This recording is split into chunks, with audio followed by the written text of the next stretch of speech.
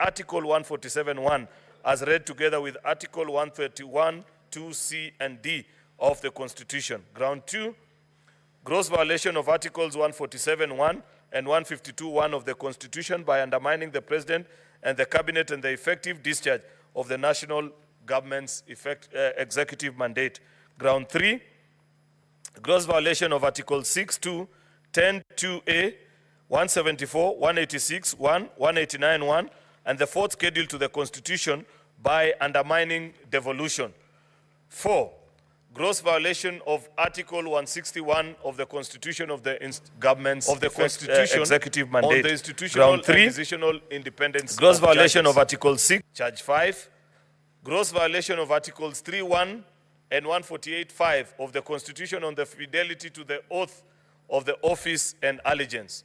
Charge 6, 61 reasons of the Constitution that His Excellency the Deputy President has committed crimes under Section 13(1)(a).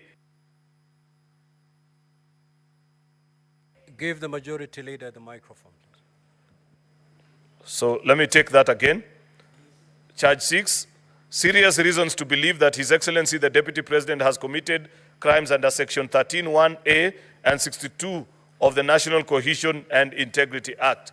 Charge 7, serious reasons to believe that His Excellency the Deputy President has committed gross economic crimes under Section 45(1), 46, 47(3), and 48(1) of the Anti-Corruption and Economic Crimes Act and Section 2, 3, 4, and 7 of the Proceeds of Crime and Anti-Money Laundering Act. Charge 8, serious reasons to believe that His Excellency the Deputy President has committed crimes by continuously misleading members of the public through false, malicious, divisive, and insightful remarks that are contrary to the provisions of Section 132 of the Penal Code and Section 29 of the Leadership and Integrity Act.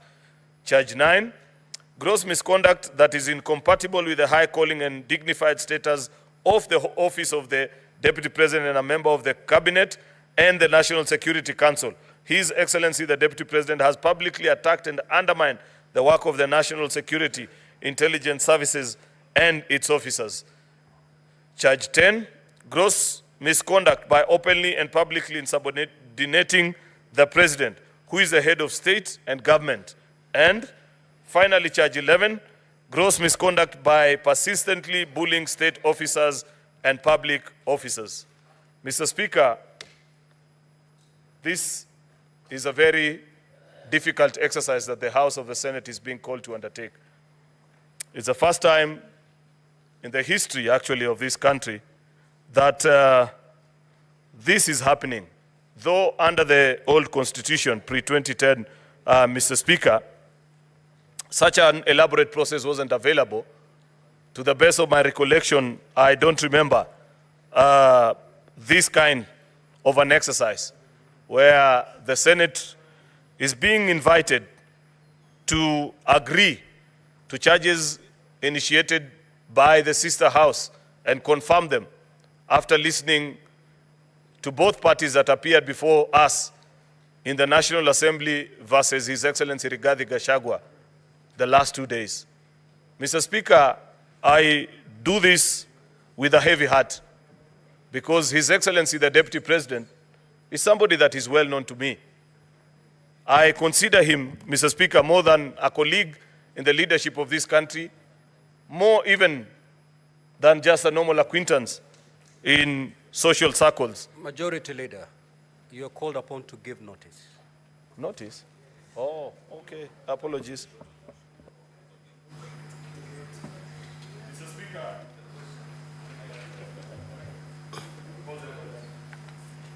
Next order. Order number 5, special motion, proposed removal from office by impeachment of His Excellency Rigathi Gachagua, EGH, the Deputy President of the Republic of Kenya. Senate Majority Leader.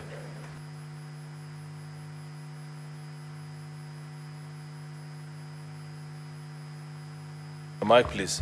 My apologies, Mr. Speaker.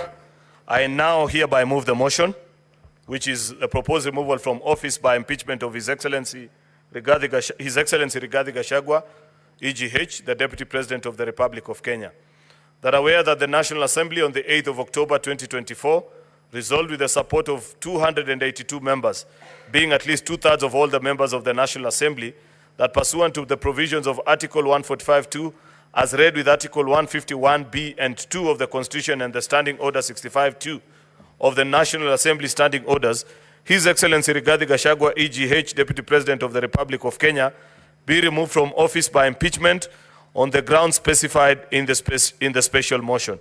Whereas by letter, reference NA/DLP/TBO/MTS 2024 into bracket 025, dated 8th of October 2024, and received in the office of the Speaker of the Senate on the 9th of October 2024, the Speaker of the National Assembly informed the Speaker of the Senate of the approval of the special motion by the National Assembly and further forwarded to the Speaker of the Senate documents in evidence of the proceedings of the National Assembly. Further, whereas pursuant to Article 145, as read with Article 151 and 2 of the Constitution and the Standing Orders 78 and 79 of the Senate had the National Assembly on grounds for the proposed removal from office by impeachment of His Excellency Rigathi Gachagua, EGH, Deputy President of the Republic of Kenya. And further, whereas pursuant to Article 145, as read with Article 151(b) and 2 of the Constitution and Standing Order 78 and 79 of the Senate Standing Orders, the Senate also had His Excellency Rigathi Gachagua, EGH, Deputy President of the Republic of Kenya, on the grounds of his proposed removal from office by impeachment of the Deputy President of the Republic of Kenya. Now, therefore, pursuant to Articles 145, as read with Article 151(b) and 2 of the Constitution and the Standing Orders 78 and 79 of the Senate Standing Orders, the Senate resolves to remove from office by impeachment His Excellency Rigathi Gachagua, EGH, Deputy President of the Republic of Kenya, on the following grounds. 1. Gross violation of Articles 10(2)(a), (b), and (c), Article 27(4), 73(1)(a), and 2(b), Article 75(1)(c), and 129(2) of the Constitution, and Article 147(1), as read together with Article 131(2), C and D of the Constitution. Charge 2, gross violations of Articles 147 and 152 of the Constitution by undermining the President and the Cabinet and effective discharge of the national government's executive mandate. Charge 3, gross violations of Articles 6(2), 10(2)(a), and 174, 186(1), and 189(1), and the fourth schedule to the Constitution by undermining devolution. 4, gross violations of Article 161 of the Constitution on the institutional and decisional independence of judges. 5, gross violations of Articles 3(1) and 145(5)(a) of the Constitution on the fidelity to the oath of office and allegiance. Charge 6, serious reasons to believe that His Excellency the Deputy President has committed crimes under Sections 13(1)(a) and 62 of the National Cohesion and Integration Act. Charge 7, serious reasons to believe that His Excellency the Deputy President has committed gross economic crimes under Sections 45(1), 46, 47(a)(3), and 48(1) of the Anti-Corruption and Economic Crimes Act, and Sections 2, 3, 4, and 7 of the Proceeds of Crime and Anti-Money Laundering Act.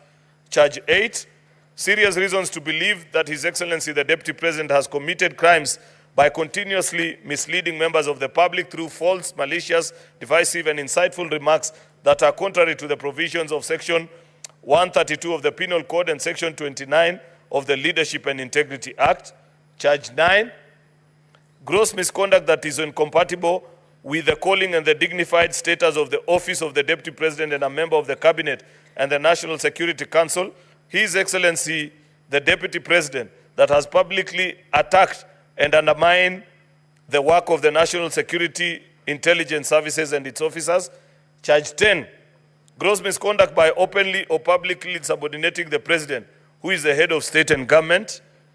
11, gross misconduct by persistently bullying state and public officers. Mr. Speaker, I have observed that this is such a momentous task ahead, and I never imagined a few years ago, Mr. Speaker, that it will be possible after the journey that we have traveled with His Excellency, the Deputy President, in the political side that I belong to, that hardly 2 years down the line, I will have the difficult task of having to move the impeachment motion against him after listening to this case brought to this House by the National Assembly, in the case titled the National Assembly versus His Excellency Rigathi Gachagua. And the last 2 days, Mr. Speaker, together with other Kenyans, we have watched with lots of bewilderment, hard to believe pronouncements, and difficulty, Mr. Speaker, to believe that here is where we find ourselves as a nation. Despite the many challenges that we have gone through over the years, it was our hope, Mr. Speaker, that public officials would have picked up a lesson or two, especially those that are slightly older than yours truly, and many that are younger than me in this House, Mr. Speaker, and that in their conduct, they will reflect better the skills, demeanor, pronouncements of a leadership, Mr. Speaker, that this country continues to yearn for. Unfortunately, Mr. Speaker, listening to the case that has been brought to us by the National Assembly, I have reason to believe, beyond any doubt in my mind, Mr. Speaker, that they have justified the case that they have brought before us and have been able to ably demonstrate to us and to the country, Mr. Speaker, that there is no other cure by design of our Constitution to the challenges, either political or legal or otherwise, that are being faced, Mr. Speaker, by the workings and the working relationship between the President and his deputy, other than by way of impeachment. And the National Assembly has moved this House, Mr. Speaker, on 11 charges, blow by blow, with citations and examples in broad daylight, Mr. Speaker, showing and mapping, Mr. Speaker, that each charge, how it has been committed, Mr. Speaker, and how it violates either the Constitution or various laws of the Republic of Kenya. And therefore, Mr. Speaker, we are left with very minimal options. I have observed before this House, Mr. Speaker, that the Deputy President is personally known to me. I consider him a friend. I have had the opportunity to interact with him, learn a lot from him, Mr. Speaker, listen to his wise counsel sometimes. But this evening, Mr. Speaker, duty calls. And when duty calls, Mr. Speaker, there is very little that we can do. I am afraid, Mr. Speaker, that as legislators, as servants of the people, we have to listen to what the people are telling us. Mr. Speaker, we must appreciate that in 2010, when Kenyans went to the polls and brought about change via the new constitution, it was a call for us to have a better republic than had been observed previously since 1963. And there are various high ideals, high demands that have been placed in all of us that are in leadership. And I must add quickly, Mr. Speaker, that as you rise in stature from a member of a county assembly to a member of the National Assembly, senator, governor, deputy president, and eventually even as president, Mr. Speaker, that as you ascend in the hierarchy of leadership, the demands by the Constitution are even more. Number one, because you occupy greater public space, you represent more people. When you speak, Mr. Speaker, you say things that can affect either positively or otherwise the lives of millions of citizens.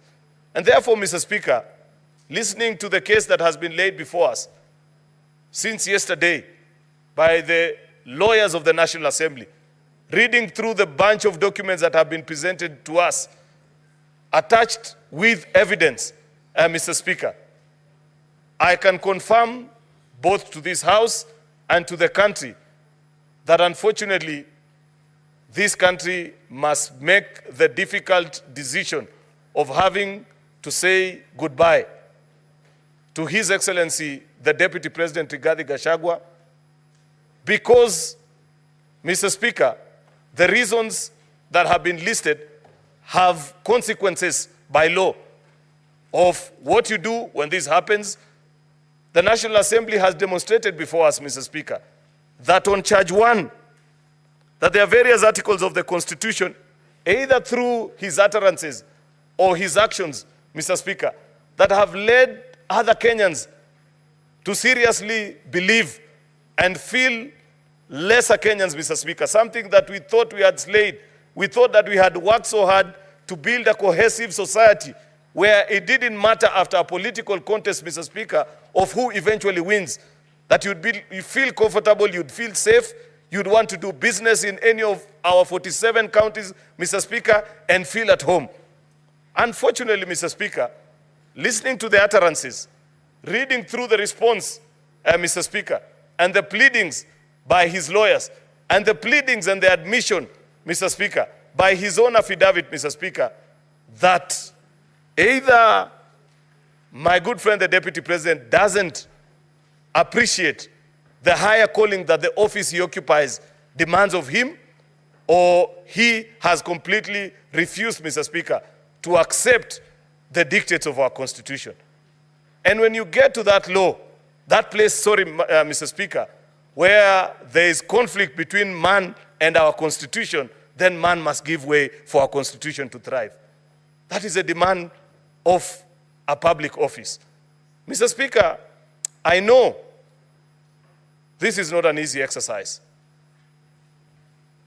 I have agonized and sat there wondering whether there could be other ways we could resolve this issue.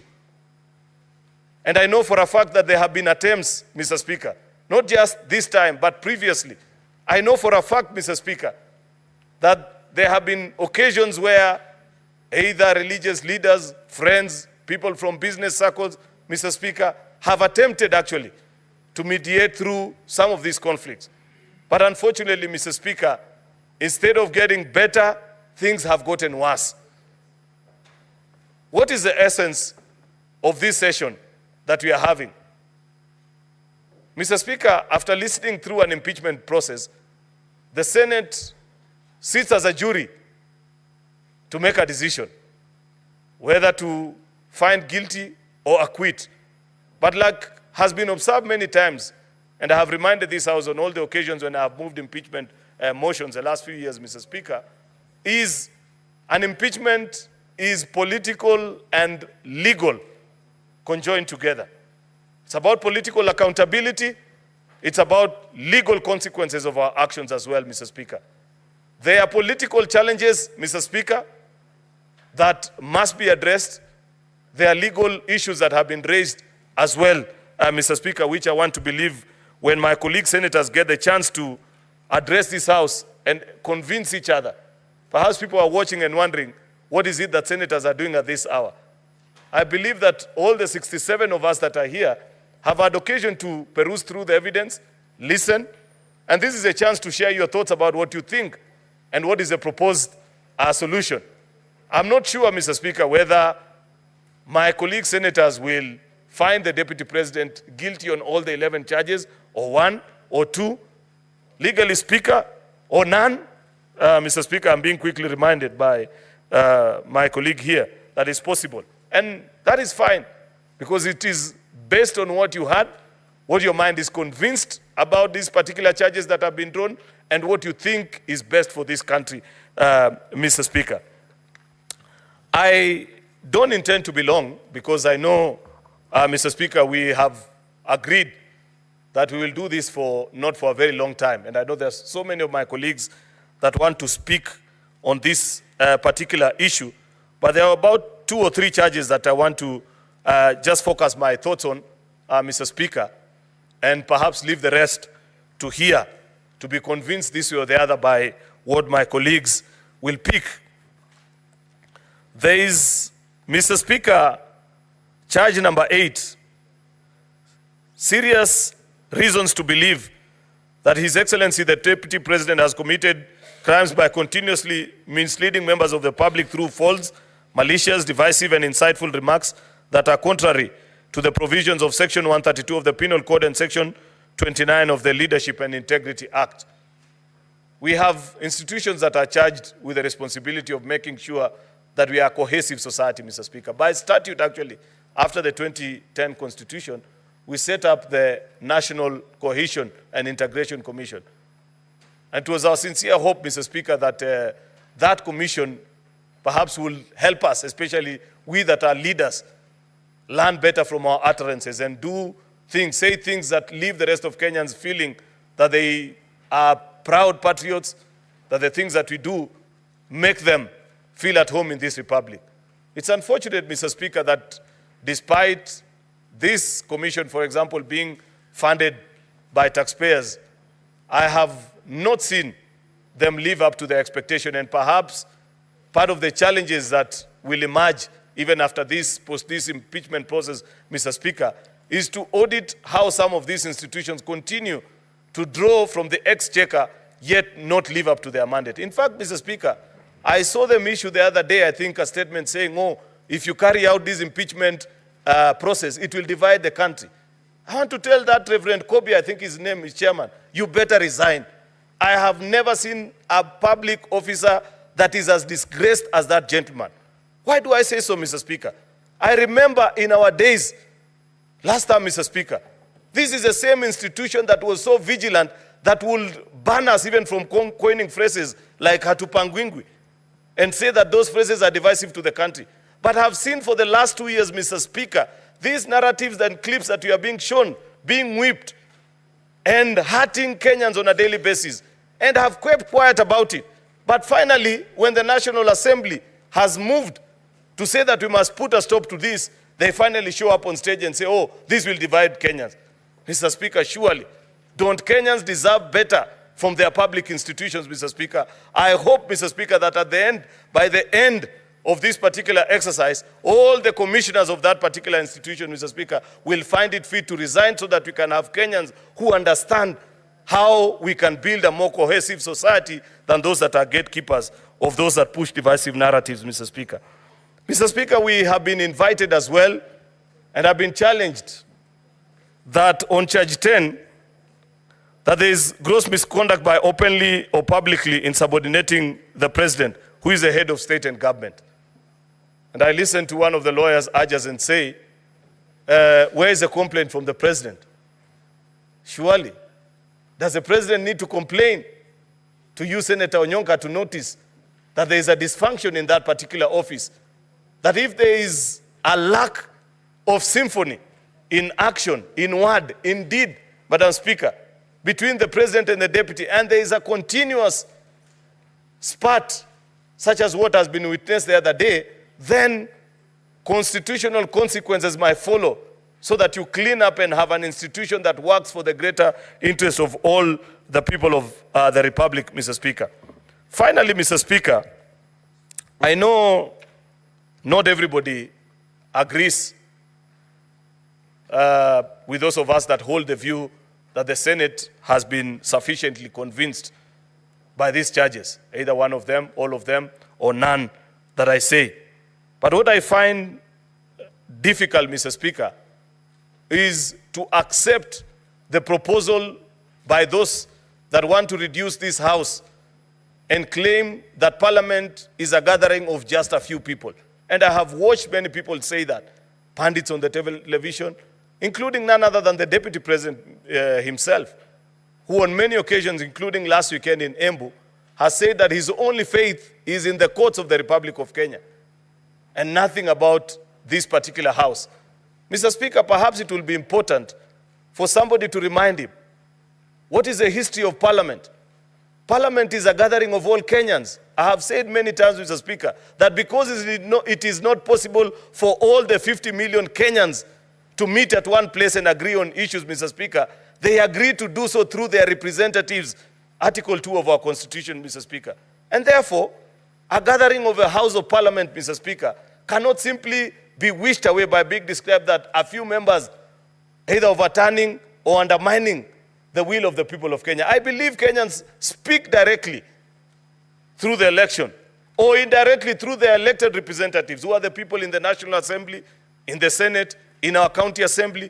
And therefore, Mr. Speaker, when institutions of accountability are dispensing their constitutional mandate, such as what we are doing today, Mr. Speaker, if you respect our constitution, then respect the outcome and the processes that have been initiated and concluded in houses of parliament, Mr. Speaker, just as you do with courts of law. And I appreciate, Mr. Speaker, that on many accounts, I know this process has attracted close to 30 petitions in our courts of law. And I agree with the learned judges that have, Mr. Speaker, made a determination that you allow Parliament to conclude on its processes such that anybody who's not satisfied with the outcome, Mr. Speaker, can exercise their right to appeal. And therefore, Mr. Speaker, in the interest of time and knowing that many of my colleagues want to speak to this particular issue, I want to conclude it at that and request that the Senate Minority Leader, retired Justice Stewart Mazzaya, the Senator for Kilifi, does go ahead and second this motion. I thank you, Mr. Speaker.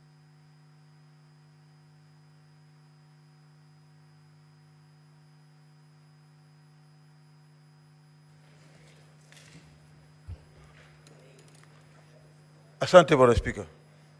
Bwana Spika, kwanza nataka kuunga mkono hii hoja ambayo inahusikana na ile kesi ambayo iko hapa ya kuweza kumngatua kwenye mamlaka naibu wa rais. Bwana Spika, katika kanuni zetu za kudumu kipengele cha 145 kinasimulia ama kinaongea juu ya vile rais ama naibu wa rais anaweza kuondolewa katika mamlaka. Bwana Spika, kitu cha kwanza ni kwamba katika mashtaka haya yote yaliyoko mbele yetu, ukosefu wa nidhamu au heshima kwa Wakenya. Bwana Spika, ni jambo la kusikitisha kuona ya kwamba mtu kama naibu wa rais anaweza kusema Kenya ni kampuni,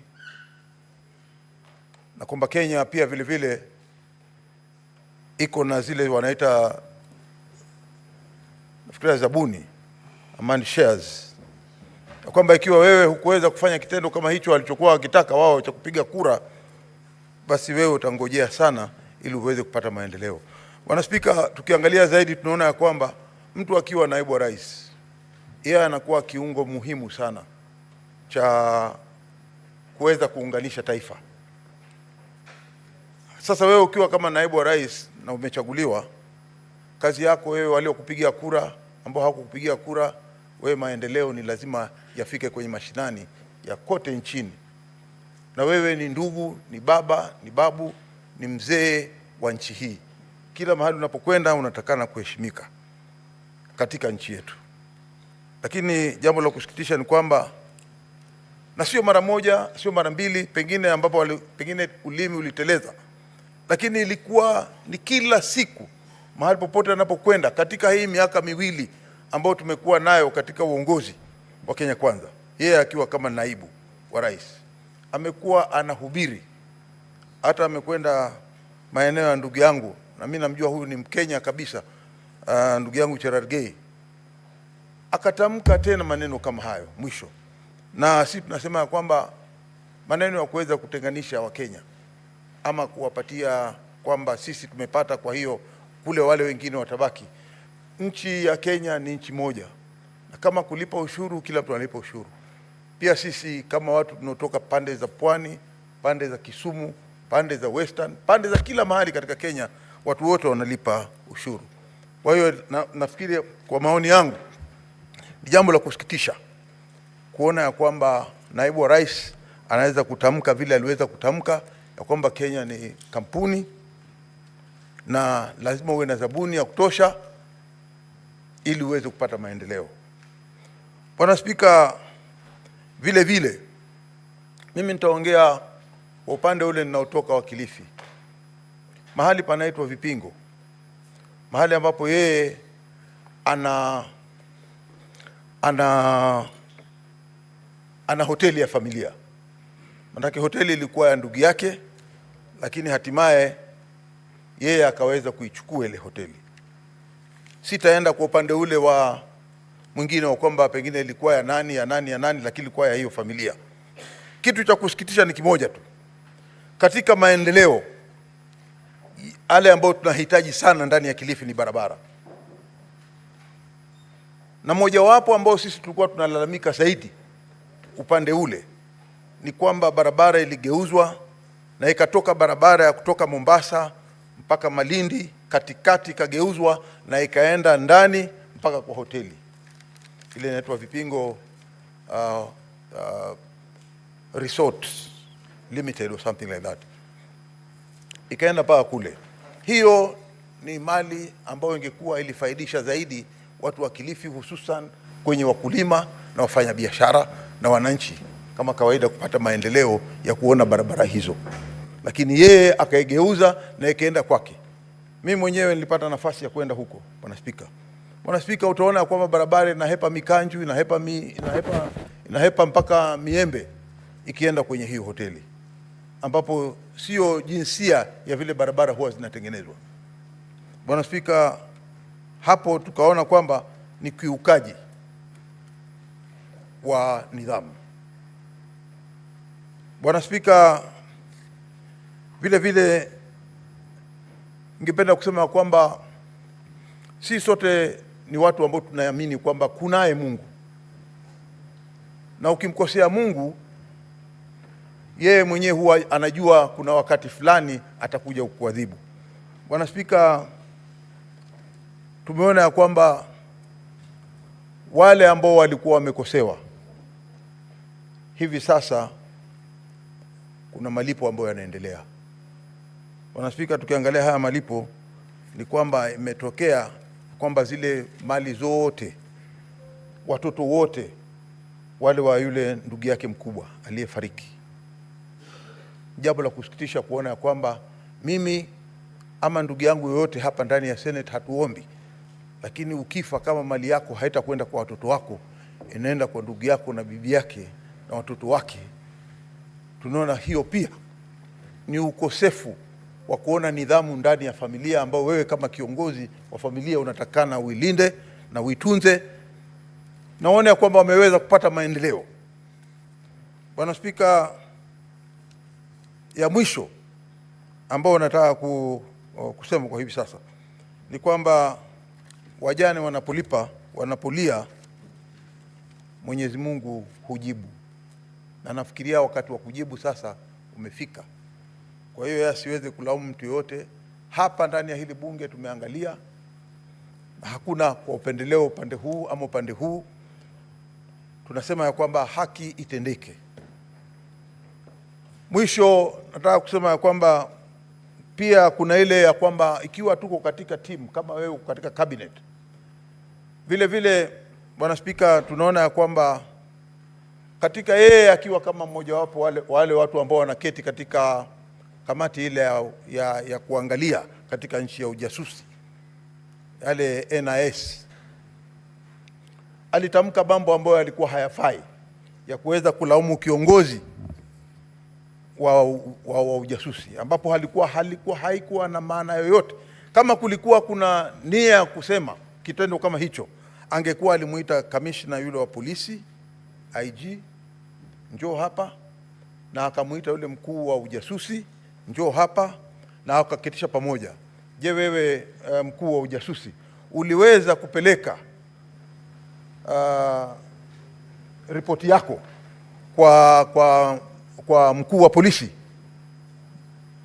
Ama akaulizwa yule akajibu akasema amepata ama hakupata? Lakini kwenda kwa mkutano wa hadhara na kuanza kusema mtu fulani hafanyi kazi ndani ya ofisi yake, hilo lilikuwa ni kosa kubwa sana, na ambalo huwezi kuficha siri ya yale yanayotendeka katika ujasusi, katika ile kazi zao za ujasusi. Bwana Spika, kwa vile mimi ninaona njia ambayo hadhara ameelekea na kuanza kusema mtu fulani hakuweza kuelekea kisawasawa, na mimi kwa maoni yangu na najua ndio maoni ya wengi, imeonelea kwamba hapa sababu hizi ambazo zililetwa ya kwamba aliweza kukosea utendakazi wake aondolewe katika mamlaka. Naunga hoja hii. Asante Bwana Spika.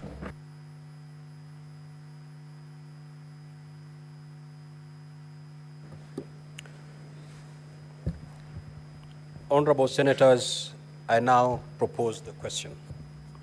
They're aware that the National Assembly on the 8th of October 2024 resolved with the support of 282 members, being at least 2/3 of all members of the National Assembly, that pursuant to the provisions of Article 145(2), as read with Article 151(b) and 2 of the Constitution, and Standing Order 65(2) of the National Assembly Standing Orders, His Excellency Rigathi Gachagua, EGH, Deputy President of the Republic of Kenya, be removed from office by impeachment on the grounds specified in the special motion.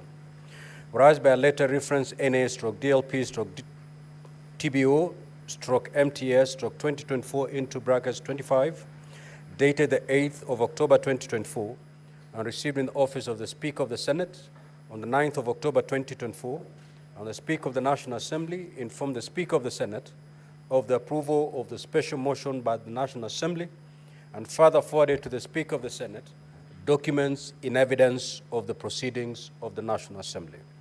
Further, whereas pursuant to Article 145, as read with Article 151(b) and 2 of the Constitution, and Standing Orders 78 and 79 of the Senate Standing Orders, the Senate had the National Assembly on the grounds for the proposed removal from office by impeachment of His Excellency Rigathi Gachagua, EGH, Deputy President of the Republic of Kenya. And further, whereas pursuant to Article 145, as read with Article 151(b) and 2 of the Constitution, and Standing Orders 78 and 79 of the Senate Standing Orders, the Senate also had His Excellency Rigathi Gachagua, EGH, Deputy President of the Republic of Kenya, on the grounds of his proposed removal from office by impeachment on the Deputy President of the Republic of Kenya.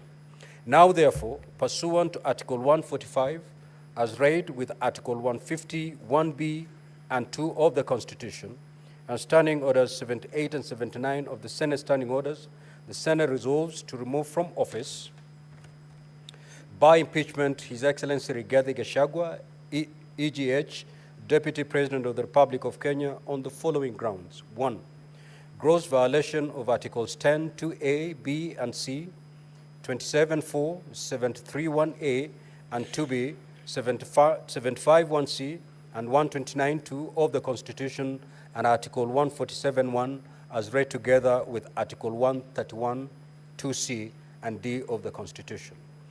2, gross violation of Articles 147(1) and 152(1) of the Constitution by undermining the President and the Cabinet and the effective discharge of the national government's executive mandates.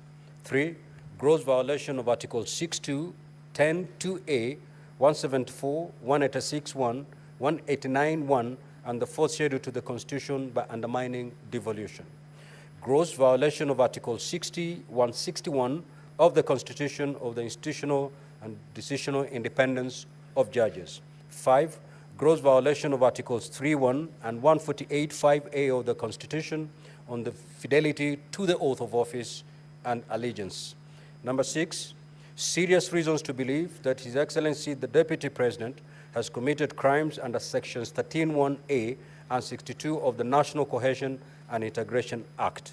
Number 7, serious reason to believe that His Excellency the Deputy President has committed gross economic crimes under Section 45(1), 46, 47(a), 3, and 48(1) of the Anti-Corruption and Economic Crimes Act, and Sections 2, 3, 4, and 7 of the Proceeds of Crime and Anti-Money Laundering Act. Number 8, serious reason to believe that His Excellency the Deputy President has committed crimes by continuously misleading members of the public through false, malicious, divisive, and insightful remarks that are contrary to the provisions of Section 132 of the Penal Code and Section 29 of the Leadership and Integrity Act. Number 9, gross misconduct that is incompatible with the high calling and dignified status of the office of the Deputy President and a member of the Cabinet and the National Security Council, His Excellency the Deputy President has publicly attacked and undermined the work of the National Security Intelligence Service and its officers. Number 10, gross misconduct by openly or publicly insubordinating the President, who is the head of state and government. And number 11, gross misconduct by persistently bullying state and public officers. Now, honorable senators, the floor is open to debate. The Honorable Senator Fernandi, Senator Samson Cheranke. As we have already agreed, you have a maximum of 5 minutes. You need not take the maximum 5 minutes. Thank you, Mr. Speaker. I want to say from the onset, this is very momentous. This is the true test of Constitution 2010, because in history we are used to impeaching governors, not the Deputy President, Mr. Speaker, sir.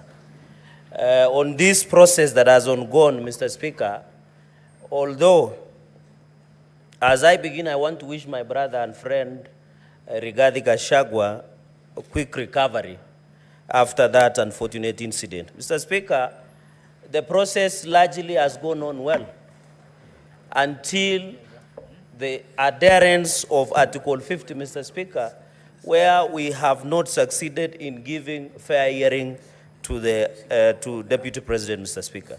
The reading of Article 145, and I want to bring to the attention, 4, does not specify the timeline on which the Deputy President removal can be listened. It is only by the special committee that it provides for 10 days. So, Mr. Speaker, that was very unfortunate, Mr. Speaker, in the principle that justice should not only be done, but to be seen to be done, Mr. Speaker.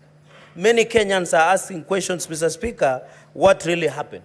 Number 3, Mr. Speaker, in observation, we didn't even allow state officers, a full-time governor, Mr. Speaker, to participate. This matter was decided in Constitutional Petition 204 of 2019, where state officers were barred by Justice Eric Ogola, Mr. Speaker. When you look at the issues, Mr. Speaker, because of limitation of time, on various grounds, like, for example, on the grounds for renovation of the office of the Deputy President, the funds were appropriated by the National Assembly. Yet the same National Assembly is accusing the Deputy President, who is not even an accountant. The accountant is a different person, Mr. Speaker. Or even on the Kemsa issue, on the bully, in the grounds that they have been set, Mr. Speaker, they are saying that the Deputy President bullied Kemsa, Mr. Speaker, but there is no proof that that tender was awarded to the specified companies that were provided, Mr. Speaker. On even the aspect of devolution, the chairperson of Intergovernmental IBEC is the Deputy President of the Republic of Kenya, Mr. Speaker. It is unfortunate that we are coming to circumvent the same law and accuse the Deputy President of undermining devolution, Mr. Speaker. Even on Kambini Vipingo Road, Mr. Speaker, no one adduced the evidence that this road is either public or private, Mr. Speaker. Mr. Speaker, on the aspect, even on unexplained wealth, Mr. Speaker, you saw the mover did not give us a wealth declaration form from EACC to show us unexplained wealth of Deputy President, 5.2 billion, Mr. Speaker. So, Mr. Speaker, the grounds that have been adduced before the House stands on the quicksand, Mr. Speaker. And if you realize, on the 11 grounds, the mover was on a fishing expedition, Mr. Speaker. And therefore, I don't know, because they say, Mr. Speaker, even when you read, I know impeachment proceedings either political, because it is impeachable, because they are neither high crimes, criminal, but based on the test of probabilities, Mr. Speaker. Mr. Speaker, and therefore, even when you look at many other aspects, Mr. Speaker, I want to challenge members, even as we go and vote, Mr. Speaker. If you see, as Francis Mboga, the play that was written in 1976, Mr. Speaker, they say, Mr. Speaker, if the madness of the nation disturbs a solitary mind, Mr. Speaker, it is not enough to say that man is mad, Mr. Speaker. Where we are at crossroads as a country, Mr. Speaker, whatever the outcome today, this country must move on, Mr. Speaker. We must proceed, Mr. Speaker. I know after today, the decision that we'll make today is not about the deputy president. It's about the justice to deputy president, justice to the people of Kenya, justice to each and every Kenyan who voted for the deputy president, Mr. Speaker. And I want to finish by reading the book of Zechariah, chapter 8, verse 16, Mr. Speaker.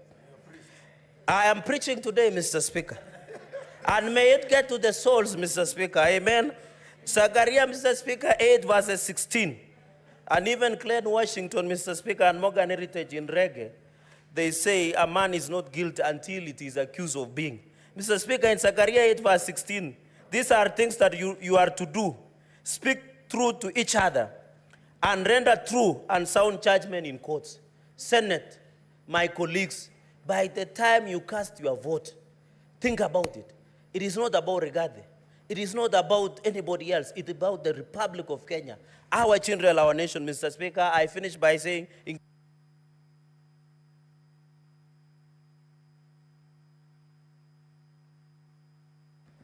Senator Enoch.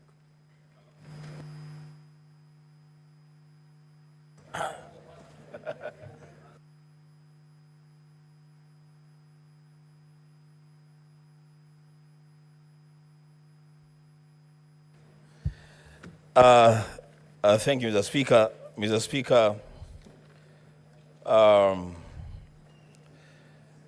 there is a reason why my colleagues call me bishop, others call me pastor. Mr. Speaker, the book of Deuteronomy, chapter 19, from verse 18 to 19.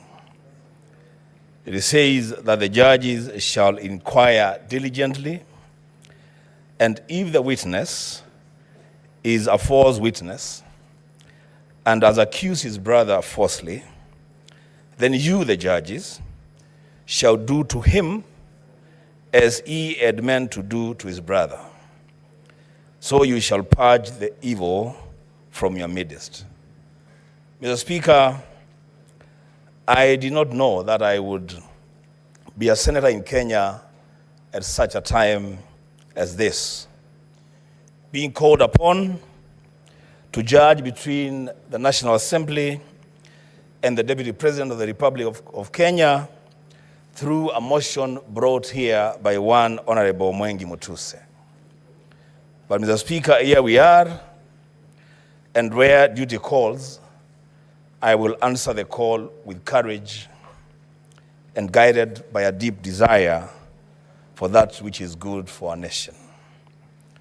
Mr. Speaker, I would have expected that the crumbling relationships within the Kenya Kwanza administration would perhaps have been handled within their PG or their NEC and resolved there.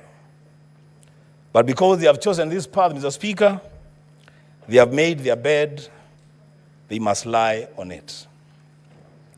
Mr. Speaker, the mover of the impeachment motion must have a very dim view of the Senate of the Republic of Kenya. He comes to us with innuendos, falsehoods, sensational statements, and dropping of numbers without a shred of evidence. The Speaker, he begins his own illustration by saying sometimes in 2023. He goes on, the Speaker, to speak about at another forum in September 2024. Mr. Speaker, we are debating an impeachment motion of the Deputy President of the Republic of Kenya. The least that these judges would have expected, the least that this country would have expected, is due diligence on the mover of the motion. Getting every event and every date right. In fact, going down to the minute, to the second. This is a serious issue, Mr. Speaker. But Mr. Speaker, because of time, I will say two things. One, let it be known to this House and to this country that those of us who subscribe to the ideals of the Azimio One Kenya Alliance are totally and grossly opposed to the idea of a government of shareholding. we don't subscribe to that idea.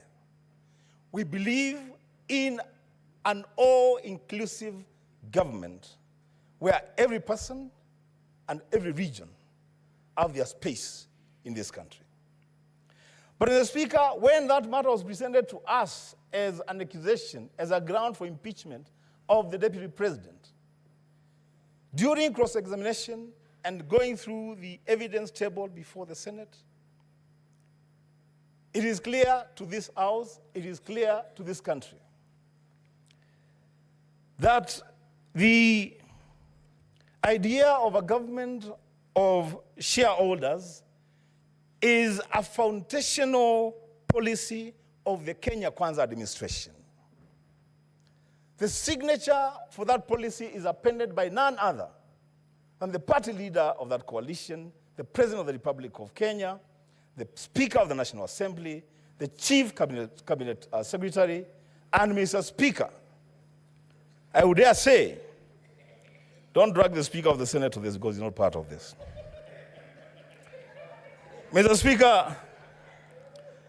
Speaker, you cannot punish the Deputy President, the principal assistant to the President, for undertaking the role of being the assistant to the President. He is just expounding on a policy that his boss assigned and made public. Mr. Speaker, oh my goodness. Mr. Speaker, lastly, if you allow me,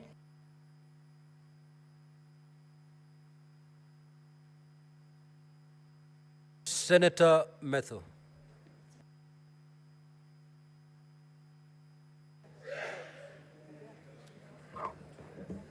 Thank you very much, Honorable Speaker. From the onset, allow me to say that I rise to oppose the motion of the removal by way of impeachment of the Deputy President of the Republic of Kenya. And Honorable Speaker, for the last 2 days, today and yesterday, we have been treated to a charade of allegations, accusations, which, in my opinion, have not been substantiated either by the mover of the motion, the Honorable Mwengi Mutuse, or the advocates who he came with, or the advocates that are on record for the National Assembly. And Honorable Speaker, I am actually quite surprised that one of the advocates who appeared to represent the National Assembly tells us that the Honorable Mwengi Mutuse, his was only to allege. This is not a trial. He didn't have to substantiate. He only needed to allege, and out of the allegation, then it should be carried, and we need to remove Honorable Deputy President from office. Honorable Speaker, looking at the evidence that the Honorable Mwengi Mutuse put in his motion, and the cross-examination that was here, the evidence that he brought to the House, he had 22 companies that he had listed. And when questions were running to him, what problem do you have with the company number one? I don't have a problem with it. Maybe you will have a problem in future. But the Deputy President must be removed from office. What do you have what problem do you have with company number two?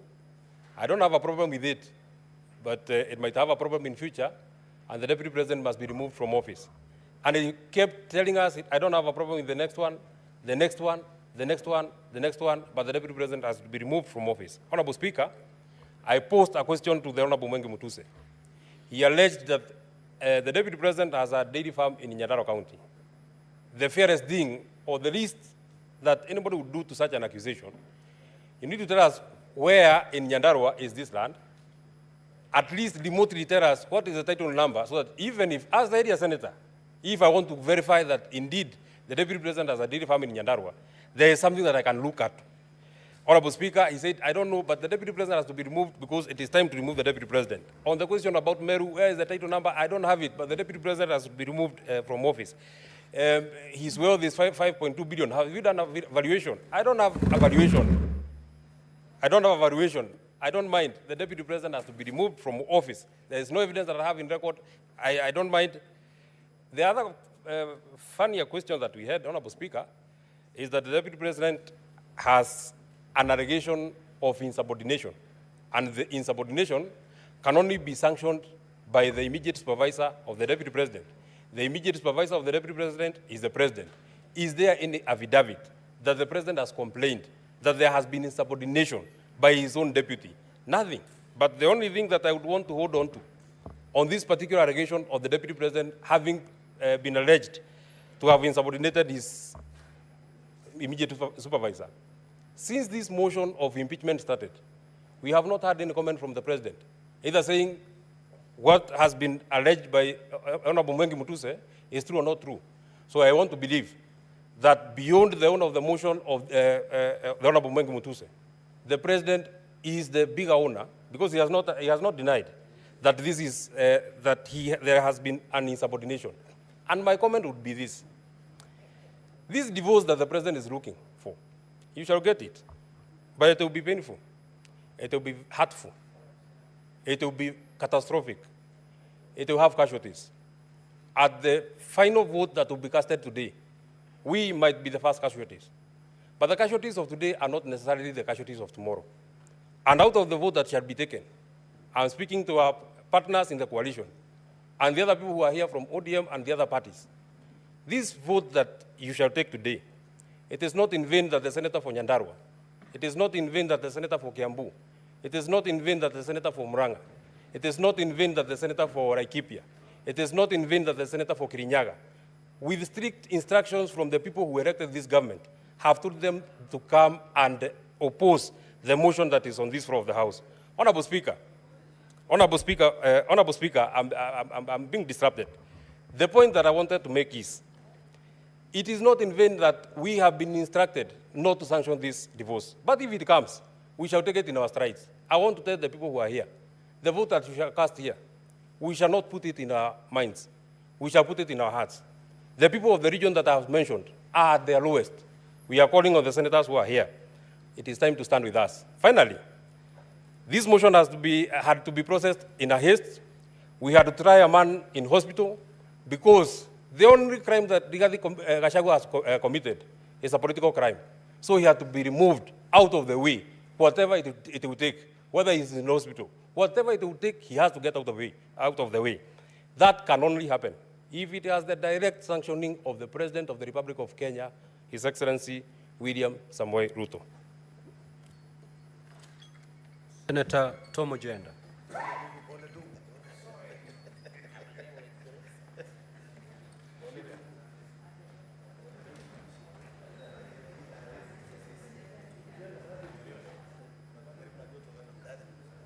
Honorable Speaker, it is with a heavy heart that I stand in Senate today to comment on the motion and the 11 charges that have been proffered against the Deputy President, His Excellency Rigathi Gachagua.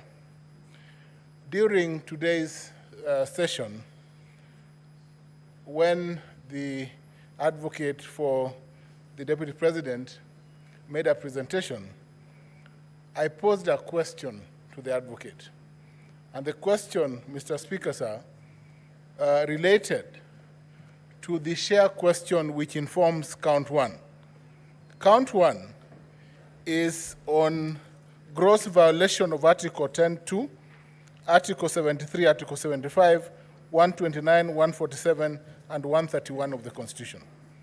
Mr. Speaker, sir, it is inconceivable that certain regions of this country, in view of the Deputy President, cannot and do not form part of the so-called, Mr. Speaker, sir, the shareholders in this country. To me, Mr. Speaker, sir, the shareholding question and paradigm that the Deputy President has so eloquently, for the longest time possible, stuck to since the election, is the lowest, Mr. Speaker, sir, that he has gone. It is the lowest, Mr. Speaker, sir, because this morning, the advocate was unable to respond to the shareholding percentage for Kisumu County, Siaya County, Migori and Homa Bay counties, Mombasa County, and many other counties, including West Pokot, Trans Nzoia,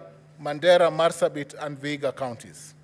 Mr. Speaker, sir, the shareholding question violates expressly Article 10(2)(b) of the Constitution. Senator Tabitha Karanja.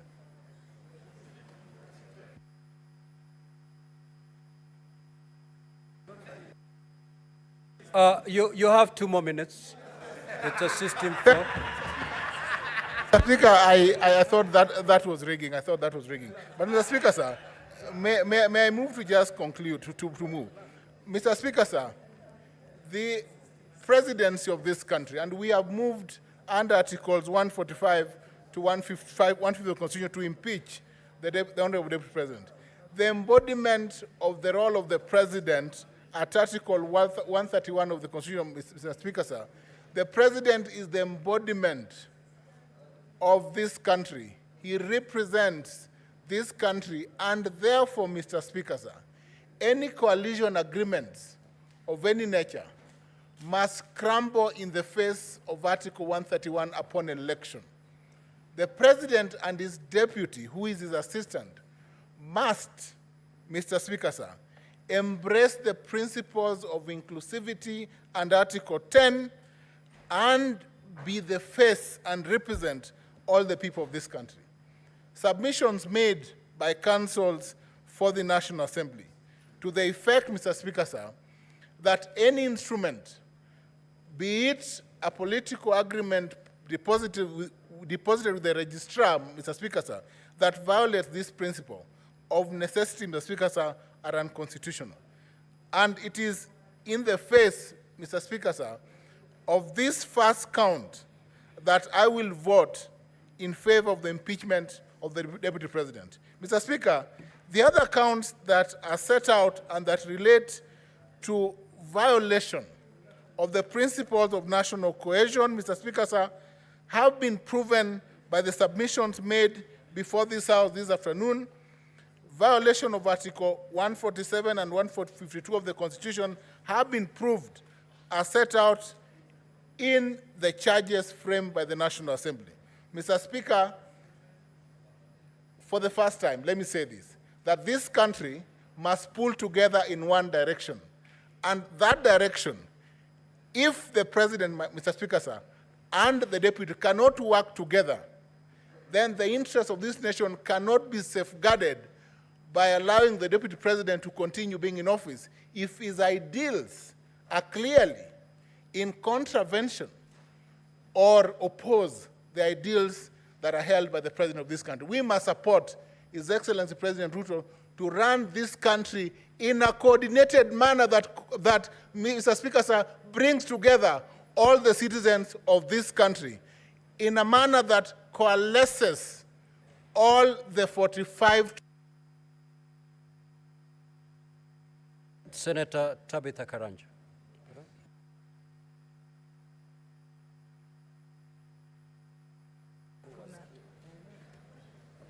Thank you, Mr. Speaker, sir, for also giving me this opportunity. And I want to take this opportunity and convey my pole to the Deputy President, and we wish him a quick recovery. The impeachment process is always very tedious and very tiring. Going through what His Excellency, the Deputy President, has gone through is not anything that you'd wish your relative or yourself to go through. So we tell him pole, and we wish him a quick recovery. Would have wished if he was here, at least when the senators are talking, he can represent himself.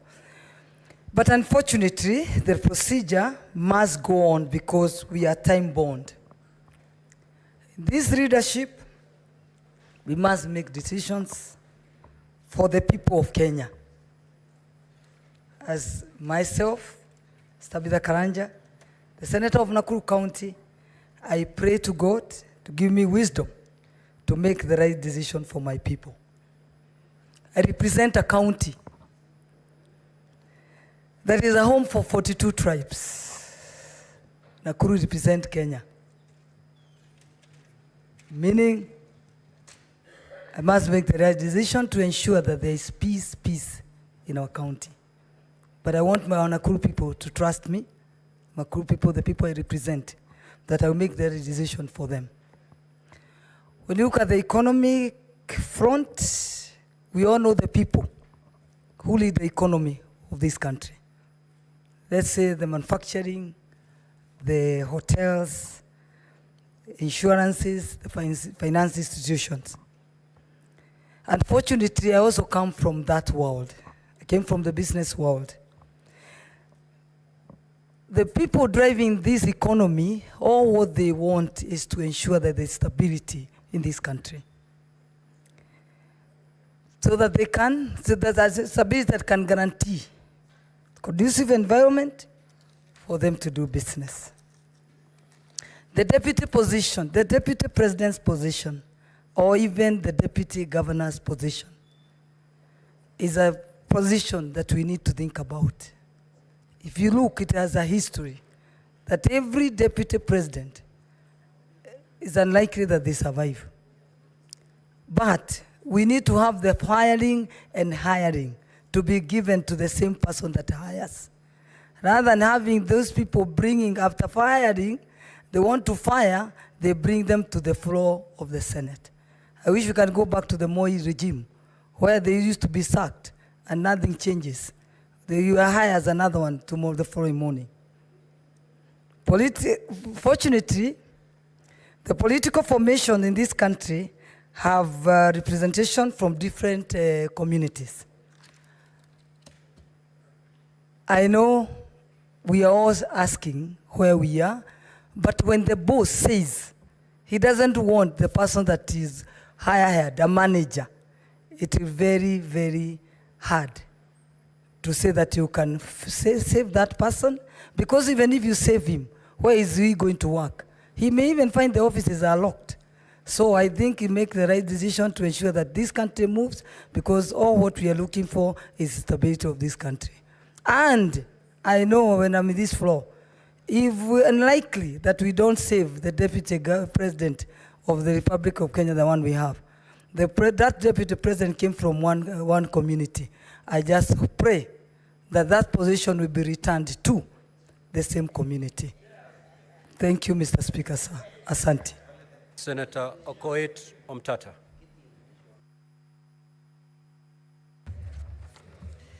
Thank you, Mr. Speaker. I stand here not to defend a good man. It's not important whether His Excellency the DP is a good man or a bad man. I stand here to defend the oath of office that I took to defend the Constitution of Kenya. And that includes giving the devil his due. When the people of Kenya, during public participation, were screaming Kufa Makanga, Kufa Ndereba, they were opposing selective prosecution. They said if Parliament has to hold people accountable, it should not be selective. And I stand here to look at whether this House has complied with the Constitution. Article 150, Clause 2, on the removal of the Deputy President. The grounds for impeachment are set out in Article 145. And pursuant to Article 145, it is purely a political process, but bound by law, especially Article 25, Clause C, which requires that somebody is given a fair hearing. So the removal of the president by impeachment on any ground under Article 145 is a grave matter that involves overturning the sovereign will of the people as expressed in a democratic election. Even more profoundly, it means that the person so removed is prohibited for life from enjoying the rights under Article 38, Clause 3, Paragraph C, to be elected and hold office, to vie for, be elected and hold office. So the constitutional bar that must be cleared for the removal of the president from office is high.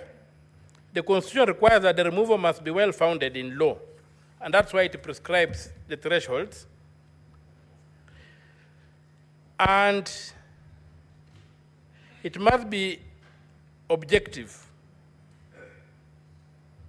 It is not a simple matter of numbers in the National Assembly and in the Senate. An impeachment is not a vote of no confidence. We must distinguish that. A vote of no confidence is a simple matter with no standards. It's just a political thing that you make, and somebody resigns from office, but he can come back and get to office again. This is an impeachment. So, Article 150, Clause 2 provides that to remove the deputy president, the provisions of Article 144 and 145 relating to the removal of the president, the deputy president, of the president shall apply with the necessary modifications to the removal of the deputy president. The Constitution does not anticipate a situation whereby we apply Article 145 on the removal of the deputy president without modifying it. The phrase is, shall apply with necessary modifications. What modifications has this House made, or the National Assembly made, or Parliament as a collective made to Article 145 before applying it to the Deputy President? Can we impeach the Deputy President using the standard for impeaching the President, when we know very well that the President is immune to prosecution? And therefore, the certain standards that apply to him won't apply to the Deputy President. So given that the Deputy President has not enjoyed those immunities, how are we protecting him? How are we ensuring that this process is constitutional? It's my submission there's a total failure on Parliament to have proceeded to impeach the Deputy President without making the necessary modifications to Article 145. And you have seen the potholes we have fallen into. It's okay for the President because the President is immune from judicial processes. But is it okay that the Deputy President should be prosecuted using the same standard used for the President? And in the drafters of the Constitution. Senator Ali Roba. Thank you very much, Mr. Speaker. I'd like to time so that I don't lose my apologies. Thank you very much, Mr. Speaker.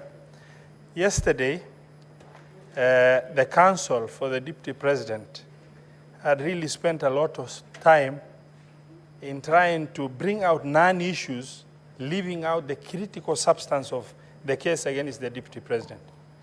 And as I was seated here, I was honestly hoping I'll get an opportunity to get some clarification from the Deputy President. And unfortunately, that never happened.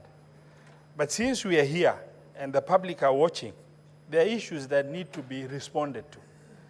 On the issue of serious allegation that is to do with the proceeds of crime and anti-money laundering, in the affidavit of the President, the Deputy President himself acknowledged that Christo Company belongs to him. And he also further acknowledged that he has transferred Christo Company to his sons. And he went further to acknowledge in his own sworn affidavit that he has borrowed 600 million shilling in order to purchase Outspan Hotel from Abadeas. But in the evidence that is filed, that is before us, he only provided a letter of offer from a bank and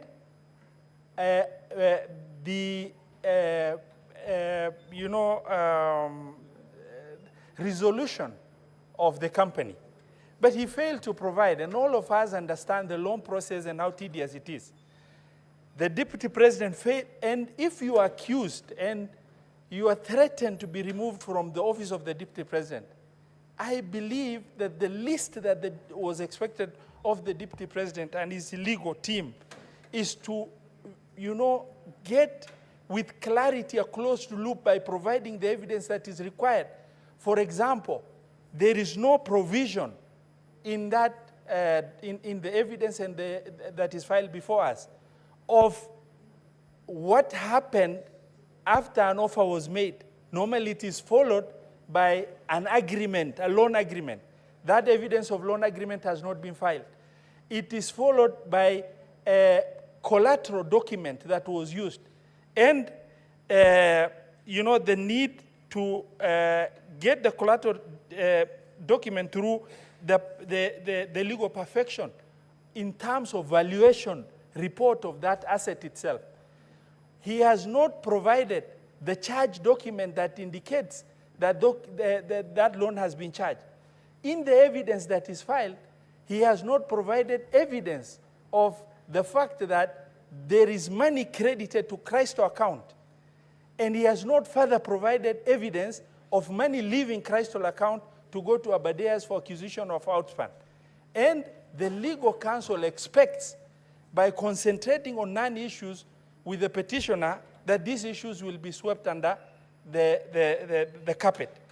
The other issue that I need to bring out, yesterday we were shown videos. The videos indicated utterances of the president in Muranga, where the president made a statement in trying to validate the statement of shareholding and the country being a company.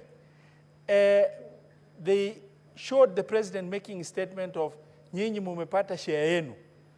But that was a statement of inclusivity in context, as opposed to the deputy president's statement everywhere he has gone, that is, assertive utterance of exclusivity within the population in this republic. Mr. Speaker, sir, Article 145 of the Constitution and 146, 2A indicates that should the unforeseen eventuality happens, where the president ceases to be, God forbid, the deputy president takes over to finish the term of that presidency. The question I kept on asking myself, can this deputy president, can I really call this deputy president my president in the context of this division that has been ongoing? Mr. Speaker, sir, when you are the second in command in the country and you sit,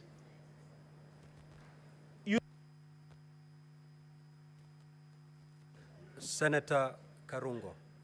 Senator Karungo? No, I want to speak from the floor.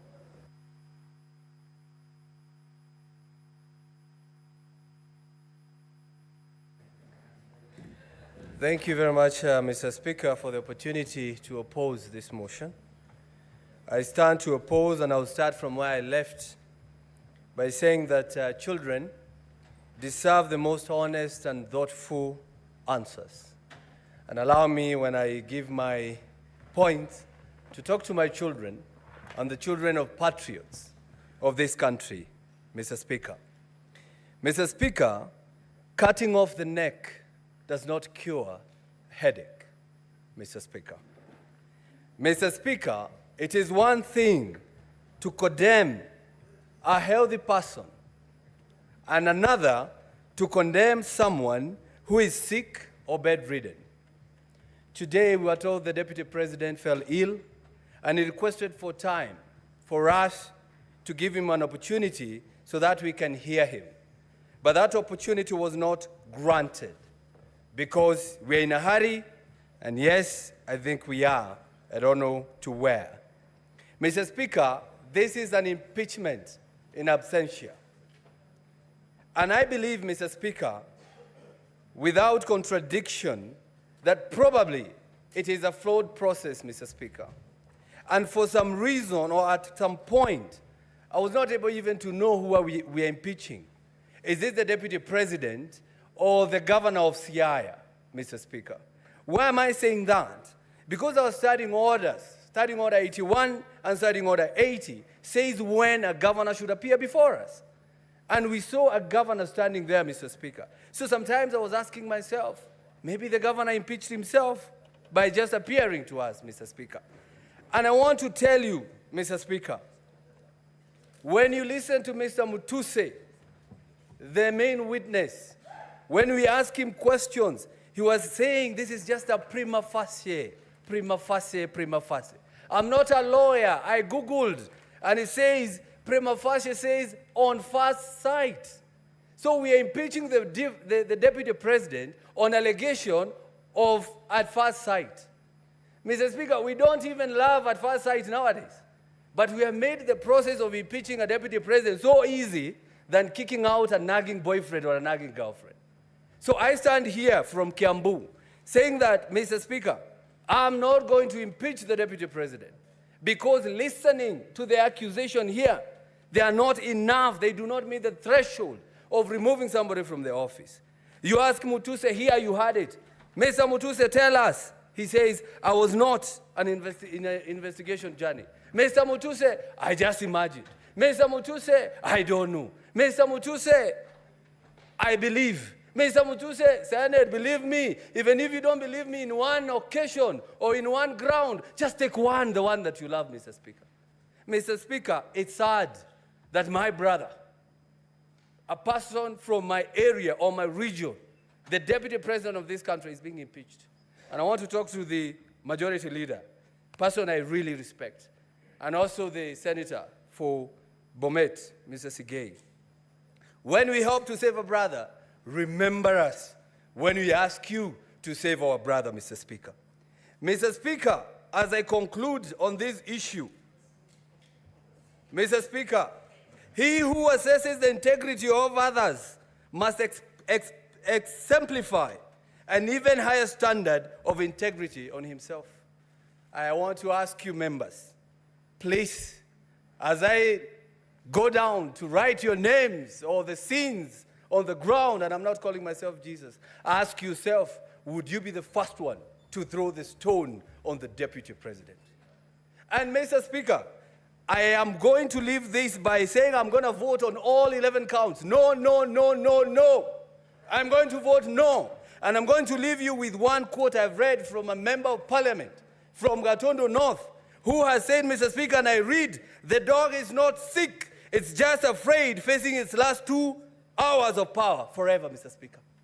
Those are the MPs who kicked out the deputy president. They are now calling him a dog. Maybe even this motion, Mr. Speaker, was brought by some people who are suffering from mental issues, Mr. Speaker.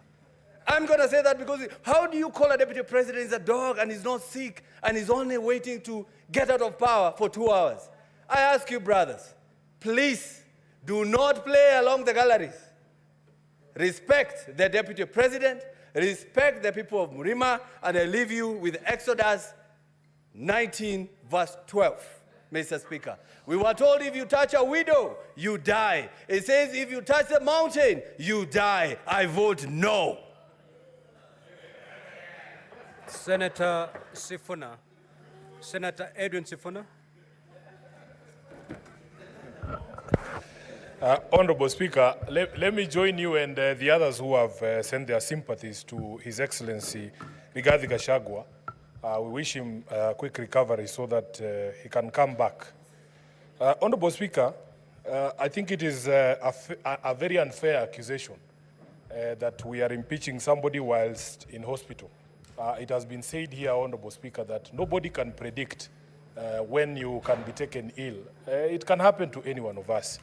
And therefore, we did not plan that the Deputy President would not be here to also be able to present his case. And as Senator Roba has said, many people were in fact waiting to also get some clarifications from some of the pronouncements that have come from the Deputy President. Honorable Speaker, I want to also thank the parties that have taken time to appear before us, the case by the National Assembly, and of course the very able representation of the Deputy President.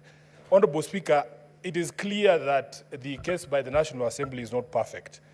But I have agonized over some of the issues that have been raised by the National Assembly. And Honorable Speaker, allow me to begin with ground one, where the Deputy President is accused of violation of Articles 27.4, which, Honorable Speaker, makes it unconstitutional for you to discriminate on, among other grounds, Honorable Speaker, on the grounds of belief.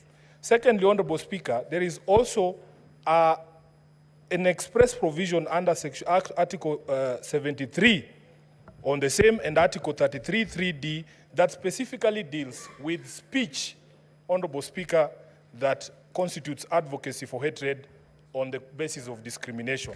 Honorable Speaker, yesterday when I put this question to the legal team of the Deputy President, I was expecting a proper explanation, but of course, you all saw that they chose to throw snide remarks. Senator Gataya and Senator Tabitha. Please pause my time. When Senator Tabitha, you're speaking, Pause my time. senators give you a pin drop silence. The same must be extended to the senator for Nairobi City. Sit down, Senator Mofire. Proceed. So, Honorable Chair, Honorable Speaker, yesterday when I put this question seeking clarification to the defense team, they chose instead to make snide remarks about appointments that have been made recently of members of my party, ODM. Honorable Speaker, I have agonized about some of the things that the Deputy President has said. In fact, in my entire time as an elected leader, I've met the Deputy President only once, and this is the second occasion when he was in the House. And both of them, honestly, were very sad events. The first one was a funeral, and these proceedings can also be likened to a political death if the House decides to impeach him. But Honorable Speaker, on that occasion, I did tell him to his face my position on some of the utterances that have come from him, that in fact, I strongly objected to those pronouncements. His legal team sought to hide behind these coalition agreements.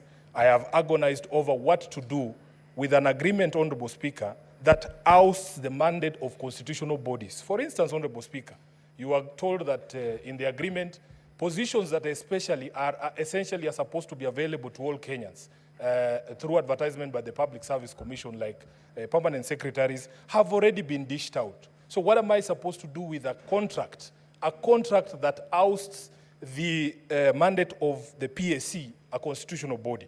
What am I supposed to do with a contract that ousts the mandate of this House, Honorable Speaker? For instance, to vote for the person who sits in the chair that you sit in. And if memory serves me right, Honorable Speaker, members who are not signatories to the coalition agreement of Kenya Kwanza, in fact, participated in voting for you to become the Speaker. And many of them were members of my political party, ODM, although, of course, I was not one of them. Honorable Speaker, there is a position in law about what to do with illegal and unconscionable contracts.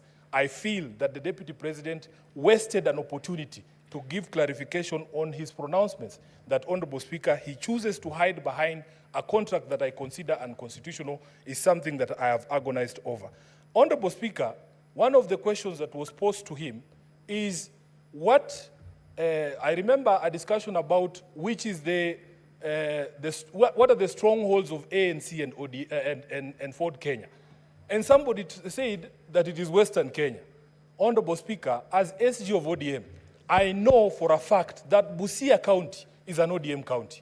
In fact, if you look at the statistics at the Register of Political Parties, the county with the highest membership in ODM is not Homa Bay or Siaya. It is actually Busia County. So the question I'm being asked by my members from Busia is, Honorable Speaker, if a member of ODM who resides in Busia wanted to be a permanent secretary, does he take his application to the local Ford Kenya office so that he can access the 30% for Western Kenya? And that is the agony, Honorable Speaker, that people are going through. Honorable Speaker, there was also the conversation around the public attacks on a judge. As a lawyer, as an advocate of the High Court, sworn to defend the Constitution, I agonize over what I'm supposed to do with public attacks on judicial officers, Honorable Speaker, people that I appear before seeking justice for my clients. Honorable Speaker, we have a discussion around also attacks on intelligence institutions in our country and the Director General of the Intelligence. Honorable Speaker, it was argued here that in fact, as a member of the National Security Council, the Deputy Speaker has a forum, the Deputy President has a forum to bring up. Senator Karen Nyamu.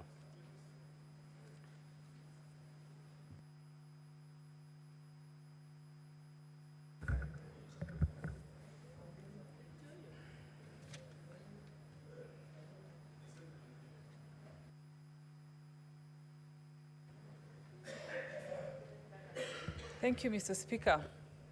I can assure you, Mr. Speaker, none of us is enjoying these proceedings of an impeachment motion against the Deputy President, and particularly those of us from the government side, the Kenya Kwanza coalition.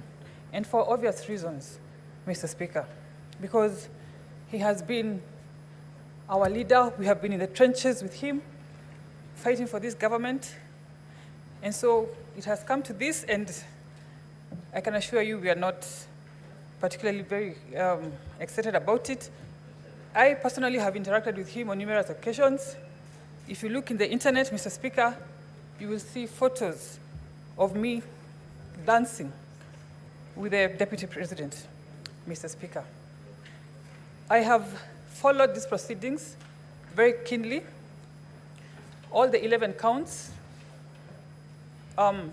one that the gross violations of the Constitution, Article 10(2), the one that talks about the conduct of public officials, including the Deputy President, the one that talks about him being a principal assistant of the President and an extension of the presidency, Article 147, that talks about his insubordination, and one that Sifuna has talked about, Article 160, that deals with undermining public institutions, and particularly the judges, Mr. Speaker.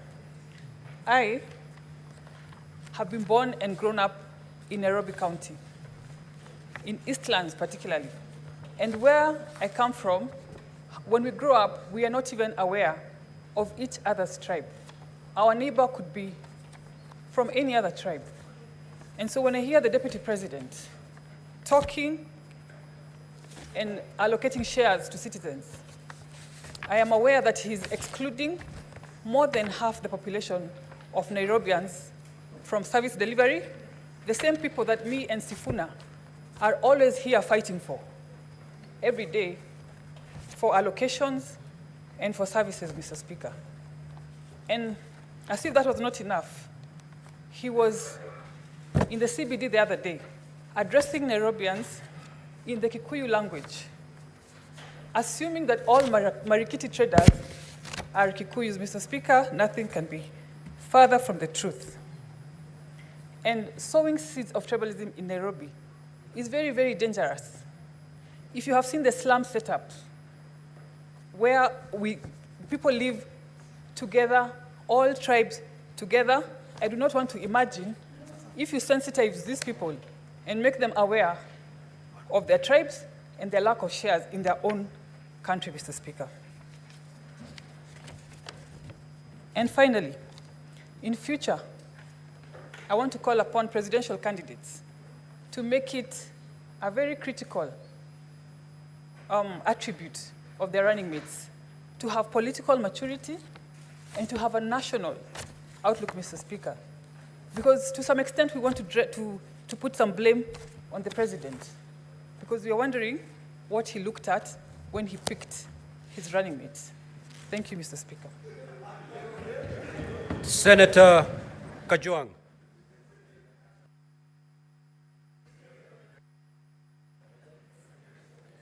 Mr. Speaker, as I make my comments on this motion, I'd like to wish the Deputy President of the Republic of Kenya, Rigathi Gachagua, quick recovery.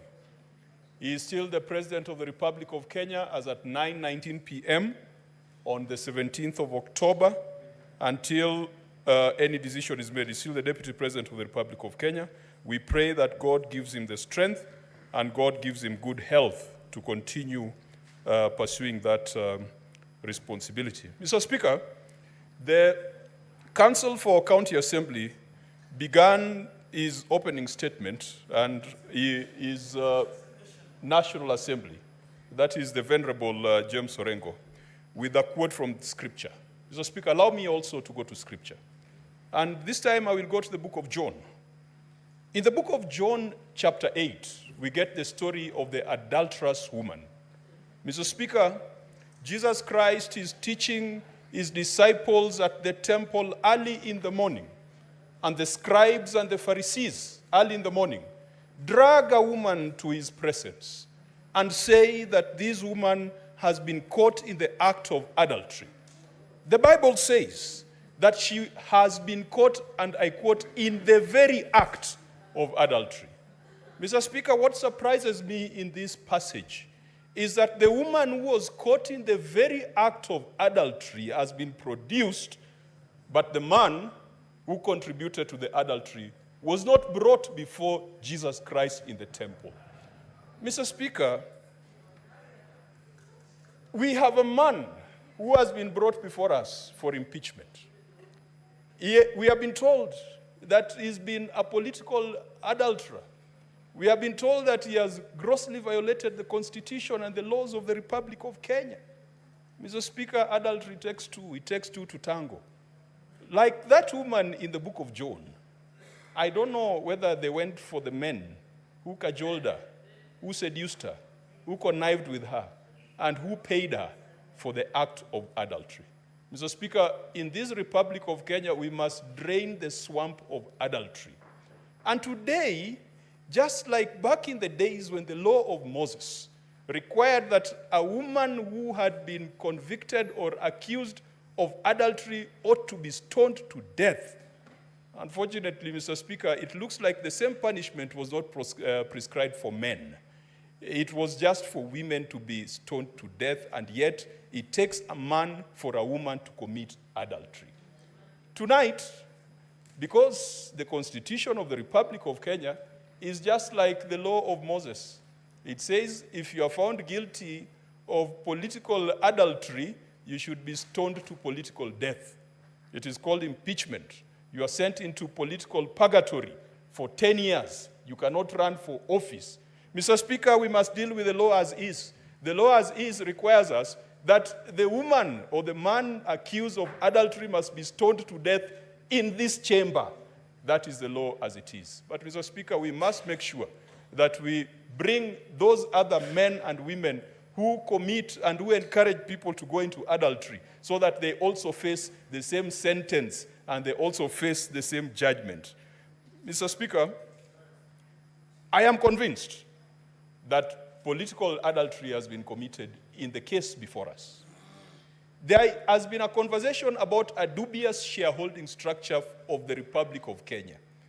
If the Republic of Kenya was a corporation, as you have been told, or if it was a political party, then we would have 56 million equal shareholders from Moyale to Vanga, from Nyatike to Nyandiwa, from Bumala to Malaba. Mr. Speaker, it cannot be restricted to a geographical entity called a mountain. Mr. Speaker, I am convinced that political adultery has been committed in the intimidation and threats to judicial officers. I am convinced that political adultery has been committed in public attacks on our intelligence service. Mr. Speaker, where I come from, if you find your father naked, you don't proclaim his nakedness, you cover him. And we cannot then proclaim the nakedness of our intelligence service. Mr. Speaker, I am convinced that the Deputy Speaker has committed political adultery. Sorry, the Deputy President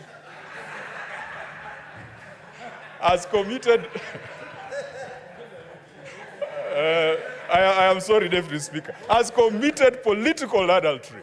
And Mr. Speaker, for... Your time is up.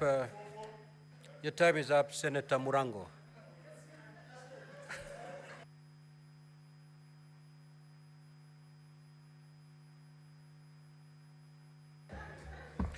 Asante sana mstahiki Spika. Kwanza ningetaka kumwombea afueni haraka naibu wa rais. Alafu niseme hivi. Mstahiki Spika, fisi anapotaka kula mtoto mwanawe husema kwamba ananuka kama mbuzi. Mstahiki Spika, mashtaka iliyo mbele yetu leo ni dhahiri shahiri ya kwamba ni fisi anayetaka kula mwanawe. Mstahiki Spika, wakati Mheshimiwa Karungu Wadhangu alikuwa anaongea hapa leo na kuambia ombe msamaha, alikuwa amemwambia naibu mkurugenzi mkuu wa idara ya jinai kwamba anapojibu ajibu na wanao. Mstahiki Spika, mashtaka ambayo imekuwa hapa, kampuni zote zimekuwa hapa, zilikuwa nyingi zilikuwa za watoto wake Rigathi Gachagua. Ama kweli chambilecho, mkuki kwa nguruwe, kwa binadamu mchungu. Kwa sababu Mr. Speaker, hakuwezi kuwa na ubaguzi wa wanawe naibu rais, lakini kusiwe wale wengine wanapewa heshima tofauti na hiyo. Mr. Speaker, mimi nimetoka Kirinyaga na najua mashtaka yote ambayo yako hapo 11. Kuna jambo moja ambalo mpaka ufanye kama utadhirisha mashtaka, na ni ushiriki wa umma ambao tuko na ushahidi mbele yetu. Mr. Speaker, katika ushiriki wa umma ambao tuko na mbele yetu, isipokuwa picha za maofisi za CDF, alafu na takwimu ambazo zimetoka katika bunge la kitaifa, ambalo wale wote ambao walikuwa wametia sahihi kumondoa naibu ya rais ndio walioongoza katika ushiriki wa umma. Mr. Speaker, ningeuliza itakuwaje, itawezekanaje mtu ambaye ametia sahihi kumondoa naibu wa rais halafu anaongoza katika ushiriki wa umma? Mbuzi atapata haki wapi katika mahakama ya afisi? Mr. Speaker. Mr. Speaker, ningetaka niseme ya kwamba ni rais kuangalia mashtaka na kuyaona kama inafaa kwa naibu ya rais ambaye ako hospitali. Najua ya kwamba naweza kuwa nimesimama hapa napoteza kuni nikichemsha mawe. Najua ya hivi. Lakini fisi alisema siku moja, hata aliambia mawe siku moja, hata kama hujaongea umesikia chenye nimesema. Mr. Speaker, katika mashtaka yaliyo hapa, na sisi tunafaa kuongozwa na ushahidi, sio riwaya, sio hekaya za mbunwasi, sio fasihi. Mr. Speaker, lakini tunazo hapa Mr. Speaker, zote ni hekaya za mbunwasi. Hakuna ushahidi wote ambao tumepewa mbele yetu, lakini siwezi kusimama hapa halafu niweze kumhukumu naibu wa rais, kwa sababu pia katika kitabu ya Korosai 3 mstari wa 13 inasema ukihukumu wengine wa hukumu venye wewe utataka kuhukumiwa. Sasa Mr. Speaker, itakuwaje kwamba walioorodhesha mashtaka yaliyo hapa na kosa kuleta ushahidi tunafaa tuamini leo? Ni chuki ama ni uchungu gani ambao wako nao na naibu wa rais? Mr. Speaker, unajua akuchukiae huwa anakuambia unamtifuria vumbi hata wakati unaogelea.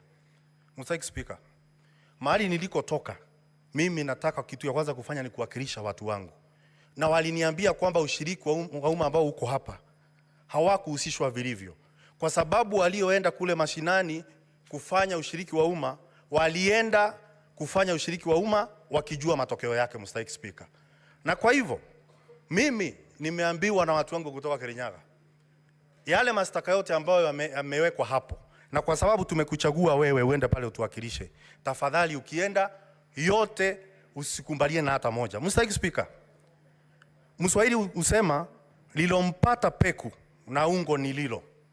Mr. Speaker, wewe ni Mswahili, unajua kwamba ungo ni uteo ambao ni mpya, peku ni uteo, ungo ni uteo ambao ni mpya, peku ni uteo ambao unapepetea ambao ni mzee. Namwambia siku ya leo maseneta tukimhukumu naibu ya rais yanayompata leo, hata nyinyi mjue siku moja inaweza kuja ikampata. Na ambaye atachukua msumari wa kwanza kumpigilia naibu wa rais, ningeomba kwamba asiwe ni mtu kutoka mlima. Huyu ni ndugu yetu, na kwa hivyo tunapokuja kumsurubisha katika msarambani, afadhali tuangalie akisurumbiwa, lakini mmoja wetu asichukue nyundo na msumari na nyundo kwenda kumsurumu. Mr. Speaker, najua ya kwamba kuna wale ambao wanaelekeza vingine visivyo. Bwana Mswahili usema usiwe vitatange kuwatosa wengine ndemani. Kama uko na msimamo tayari, usije ukapeleka mwenzako katika huo msimamo wako. Tunafaa kuzingatia ushahidi, tunafaa kuangalia kwa haki, kama maombi yetu ambayo tuko nayo katika seneti kwamba tutaangalia kila kitu kwa haki na uaminifu. Asante sana Mr. Speaker. Now, honorable senators, we had a consensus to terminate at 9:30. But again, breathe in and out.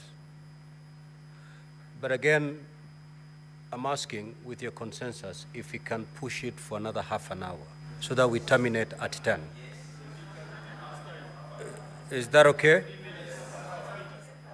You know, Honorable Senators, we have to vote for 11 counts individually.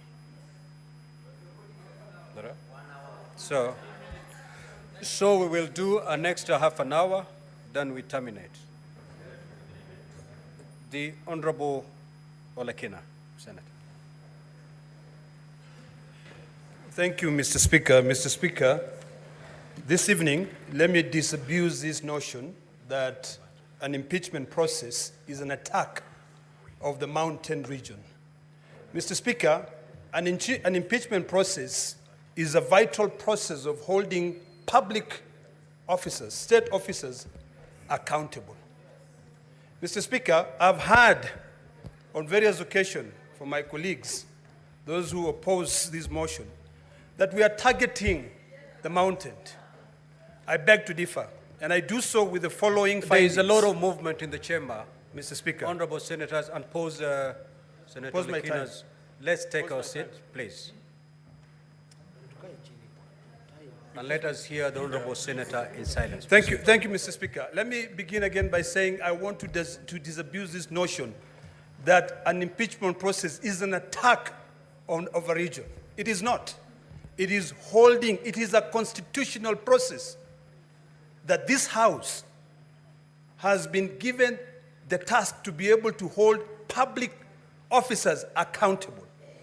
Today, we are discussing the impeachment of a deputy president. Tomorrow, we might be discussing the impeachment of a president. We have constantly debated impeachment of governors here. I've never had, at one given time, when people come up and say we are targeting a particular community. We are not, Mr. Speaker.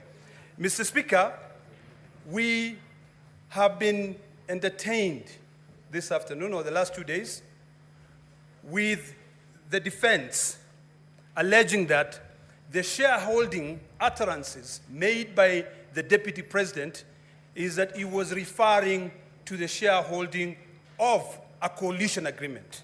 And Mr. Speaker, we were demonstrated here that the Kenya Kwanza coalition agreed upon how they can be able to share different, positions in government. In fact, I thought they would say that the Speaker of this House was also negotiated. I believe when the Speaker of this House was proposed to be voted for, he was voted for by all the senators. And never have I seen the Speaker giving preference to the people of the coastal region. So, Mr. Speaker, I find I'm not convinced by the defense that the shareholding being uttered by the Deputy President is based on a coalition agreement. Mr. Speaker, the defense attempted to respond to the allegation on ground 8, whereby they say that the utterances of the Deputy Speaker violate Section 132 of the Penal Code. It is important for us to know what Section 132 of the Penal Code says.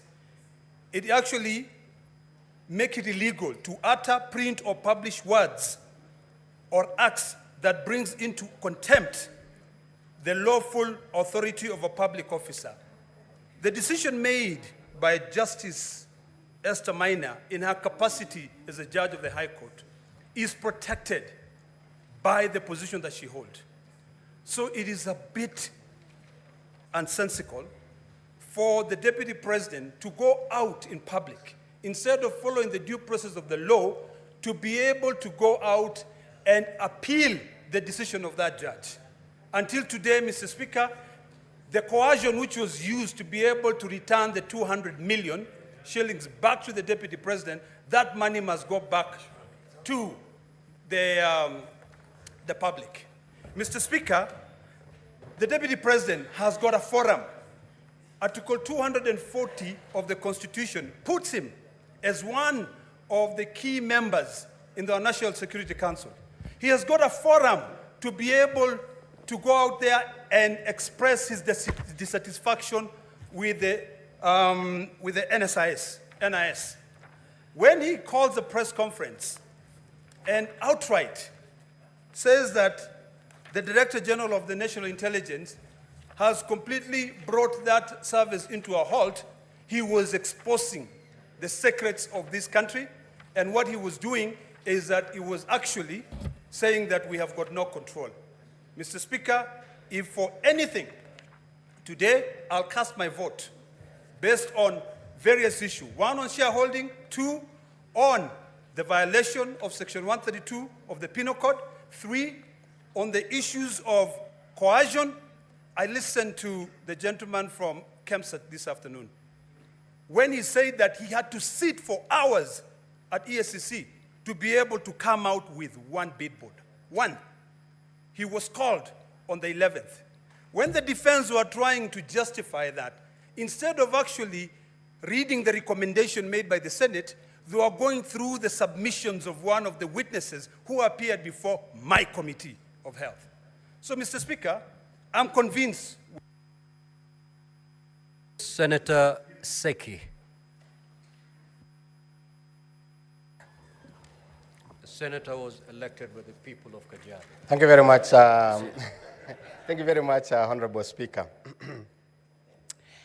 I also want to put my voice to this motion of the proposal to removal of the Deputy President of the Republic of Kenya, Honorable Rigathi Gachagua, as a motion by Honorable Mutuse. I want to say that the grounds that has been put to this House from number 1 to number 11, Honorable Speaker,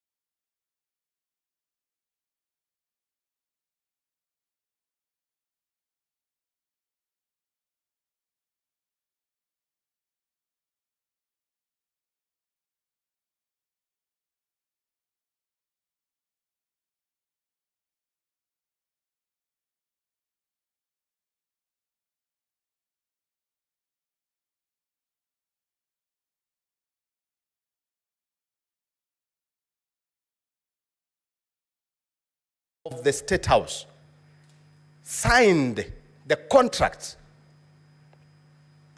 and it is brought to the motion that this contract and this company is alleged to have been a company to remove the Deputy President.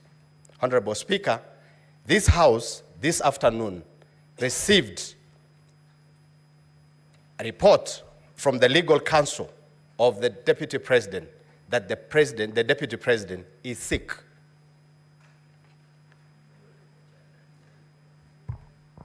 Now, we are ready. Senator Faki.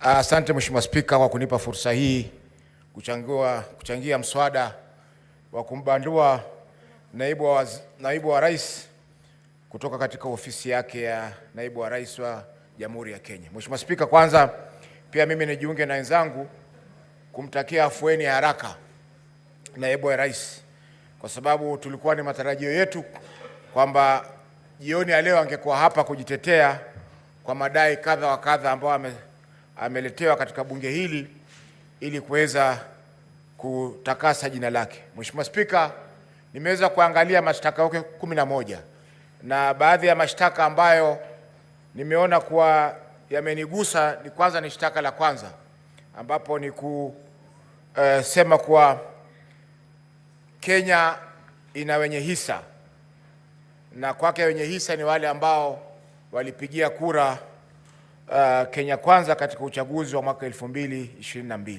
Mheshimiwa Spika, hiyo imebagua makabila zaidi ya 47 katika nchi yetu, na sisi ambao tutatoka pwani, ambao kutoka mwanzo pwani ilikuwa si koloni ya Kenya, ilitupa mshtuko mkubwa kwa sababu tuliona kwamba tunazidi kutengwa katika mamlaka ya jamhuri yetu ya Kenya. Mheshimiwa Spika, shtaka la pili ambalo limenibamba ni la kuhusu ukiukaji wa sheria, na hapa nitaangazia shtaka la pili na shtaka la 6 ambapo amekiuka sheria inayohusiana na uwiano katika nchi yetu ya Kenya na vile vile pia kuleta makabila na jamii zote pamoja. Mheshimiwa Spika, la 3 ni ukosefu wa nidhamu, swala la ukosefu wa nidhamu katika kumshambulia hadharani mkurugenzi wa shirika la ujasusi nchini mwetu. Mheshimiwa Spika, hili litokea mnamo tarehe 26 mwezi wa 6 mwaka huu ambapo naibu wa rais alikuwa Mombasa na akatoa taarifa ambazo zilihujumu usalama wa taifa, ambapo yeye kama naibu wa rais alikuwa na fursa ya kuweza kuzungumzia mambo haya katika serikali na vile vile pia hatua za kurekebisha zikachukuliwa. Mheshimiwa Spika, tunapoangalia makosa yote haya ni kwamba haya yasingeweza kumfika naibu wa rais kwa sasa, kwa sababu masuala haya ambayo yameangaziwa hapa yaliangaziwa na Senator Sifuna alipoleta mswada wake wa kumkosoa naibu wa rais, lakini mswada ule zikachukuliwa. Mheshimiwa Spika, masuala ya ukiukaji wa kiapo haya, Mheshimiwa Spika, hayana nguvu kwa sababu wakati alipokuwa anaapishwa siku ya kwanza aliapa viapo viwili. Kwa hivyo hatujui ni kiapo kipi ambacho alikikeuka wakati Mheshimiwa Mudhusi alipokuja hapa na kuzungumzia masuala hayo. Mheshimiwa Spika, nikimalizia nitamnukuu Senator Orengo aliposema kwamba katika bunge lililokwisha kwamba mapinduzi yanakula watoto wake. Kwa Kiingereza, revolutions eat their own children. Na hii tunaona kwamba mapinduzi yameanza kula watoto wa Kenya Kwanza, wakianza na mtoto mkubwa kabisa ambaye ni naibu wa rais. Kwa hivyo ni masuala ambayo yameendelea katika bunge hili. Bunge lililokwisha tuliona hapa Profesa Kindiki aliteta sana hapa, lakini vile vile mapinduzi yakamla. Kwa hivyo ni kwamba lazima tujenge siasa katika nchi yetu ambazo zitakuwa ni siasa za kusonga mbele. Tukichaguliwa kama viongozi, tuzungumze masuala ya kitaifa. Tusizungumze masuala ya vijijini mwetu, wakati sisi matarajio wa Kenya wote ni kwamba tunazungumzia masuala ya kitaifa. Kwa hiyo Mheshimiwa Spika, napongeza pia bunge hili la Senate kwa kuonesha ukakamavu na vile vile pia umahiri mkubwa wakati tumeweza kusikiza kesi ya naibu wa rais. Labda kwa siku za usoni tutapata pia fursa ya kusikiza kesi ya rais wa Jamhuri ya Kenya katika bunge hili letu. Asante Mheshimiwa Spika kwa kunipa fursa hii. Senator Oroba.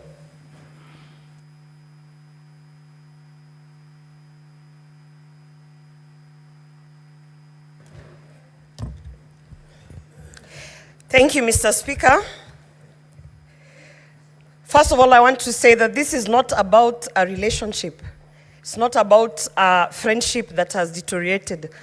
I have been hearing people say, if it's about a relationship, if it's about a marriage that has broken, why don't they go back and make peace and come together? No, Mr. Speaker. These two individuals, His Excellency the President and the Deputy President, did not come together so that they can live happily ever after and have children, Mr. Speaker. They came together so that they could deliver development to the people of Kenya, Mr. Speaker. So this, what we have been doing here for hours and hours, it pains me when I hear people saying, you know, about adultery and relationships and what, and I'm wondering, no. We have been here because of 11 counts, Mr. Speaker. A very serious impeachment motion because of not 2, not 3, but 11 counts, Mr. Speaker. In my condition, I have had to sit here and go through all 11 counts to understand which one actually has been substantiated and which one holds water. So no, this is not about a relationship. And we should not expect that because they came together, they should now go and sit somewhere and make peace. Now, and you know, stop disturbing us. No, Mr. Speaker, 11 counts of an impeachment motion is something very serious, Mr. Speaker. And it's very unfortunate that of the 11 counts, about 4 counts, Mr. Speaker, were not even substantiated, Mr. Speaker. Very shocking. When you have a team of legal experts sitting down bringing 11 counts, at the very least, they should have even substantiated 9, Mr. Speaker. But 4 counts, ground 2, when you talk about undermining a cabinet decision, how did we not have the witness come here to speak so that we can be able to understand? Some of us, we don't sit in cabinets, and we need to understand what a cabinet decision is, how it is undermined. Mr. Speaker, the witness was not produced.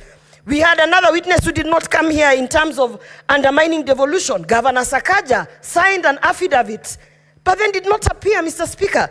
People must respect the Senate, because when we are sitting here to analyze 11 counts, Mr. Speaker, honestly, in all fairness, they should at least be substantiated to some level. However, Mr. Speaker, I have lived through the post-election violence of 2007, 2008, and it is very strange that 2007 I was also pregnant, Mr. Speaker.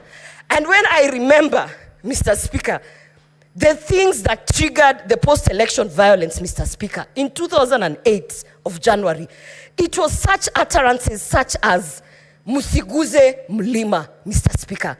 They started as a joke, and before you knew it, matatus were being stopped and people were being asked, get off the matatu and showcase your IDs, and arms and limbs were being chopped off, Mr. Speaker. So we might think it is a joke, this shareholding narrative, Mr. Speaker. But having lived through that post-election violence, and I remember very well, Mr. Speaker, that I even had to choose the people who are operating, you know, on me in 2008, because I was afraid, you know, as Kisses, we love everyone. People always think we are traitors because we welcome everyone. So at that time, the attack on us was from both sides, Mr. Speaker. And so therefore, I do not take this shareholding narrative as a light thing. I do not take this Musiguze Mlima as a light thing, Mr. Speaker, because I have been affected directly. And on that count, Mr. Speaker, I definitely have seen that it has been substantiated. We have seen the evidence, and we have even seen repeated utterances of causing divisiveness in this country, Mr. Speaker. And I want to say today, Mr. Speaker, this country is not about one person. It is not about William Ruto. It is not about Rigathi Gachagua. This country is about the 50 million Kenyans who have to live in peace and under the national unity, Mr. Speaker. And for that reason, Mr. Speaker, I want to say that on that shareholding narrative, I hold my ground, and I will definitely vote that he should be impeached. Senator Kavindu.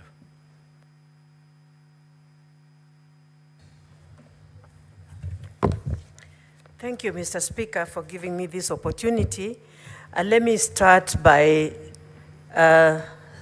telling His Excellency, the Deputy President of this country, Pole Sana, and we wish you a quick recovery. Two, Mr. Speaker, I want to quote a scripture which has been quoted here, John 8:7. Jesus told the people who took that woman to before him, whoever has no sin to be the first to take the stone and throw at that woman. And when he bent down, when he came up, there was none of them. All the men had gone, only the woman was standing there. And he told her, go in peace, your sins have been forgiven. Mr. Speaker, when I talk like this, I'm saying that the other day we had the Deputy President publicly ask for forgiveness. And the Bible in the book of Matthew 14, Matthew 6, verse 14 and 15, says that if we don't forgive men their sins when they sin against us, our Heavenly Father will never forgive us our sins. And talking like this, Mr. Speaker, I want to say the mover of this motion, Honorable Mutuse, could not substantiate the allegations. He was asked questions, and people even outside on media are laughing and asking what kind of a lawyer is he, because he could not answer many of the questions, because I think he was not aware of what of the motion. To me, it seemed like it was drafted by somebody else and he was given just to table it. Mr. Speaker, I want to say, even the last speech of the National Assembly, they said on impeachment, it is not necessary or important to substantiate every allegation and even to make sure that you have all the evidence of the allegations, because this is not like court. And I thought, as a Senate, we sit here as a court. And whatever ruling we give here is acceptable.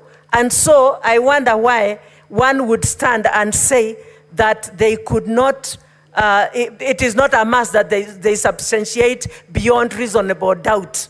I believe if we are impeaching a person, we should, all the accusations must be substantiated and beyond reasonable doubt, because that is one's career we are about maybe to ruin. And this person has a family. This person has a career. When I think of Waititu, when I think of Songo, for 10 good years, they cannot stand on any elective office. And I had... Honorable Senators. Senator Methu, you are heard in silence. Senator Fonandi, you are heard in silence. Thank you, Mr. Extend Speaker. the same treatment to Senator Kavindu. Thank you, Mr. Speaker. And Mr. Speaker, it was just the other day, I had Majority Leader and many of us here say that Songo was impeached for no good reason. How do we reverse what we have already done on this, in this Senate? So, Mr. Speaker, I want to say, before we impeach anyone, we must substantiate all the charges and make sure that it is not something that we are going to eat back our words and start saying we did a mistake. Mr. Speaker, I stand here to say no to this motion. Senator Kathure Murungi. Thank you, Honorable Speaker, for this opportunity also to make some comments, 1 or 2 comments on this important exercise. Mr. Speaker, many Kenyans are wondering why the Deputy President is being impeached. And they are saying if he is to be impeached, him and the President should be impeached at the same time. Mr. Speaker, the articles in the Constitution, our Constitution has given the National Assembly and the Senate this mandate to do this exercise of checks and balances to our public officers. And Mr. Speaker, Article 145, which we used this afternoon even to determine whether to proceed or not, is very elaborate on how to the process of impeaching the Deputy President or the President. So, Mr. Speaker, we are here because the Senate actually has been, on several occasions, we have brought deputy governors, and now the Deputy President. Mr. Speaker, kindly protect me from this. Honorable Speaker, Mr. Speaker, kindly protect me from some noise from behind. Senator Fernande. So, Mr. Speaker, I was saying... Just move to your seat, your normal seat.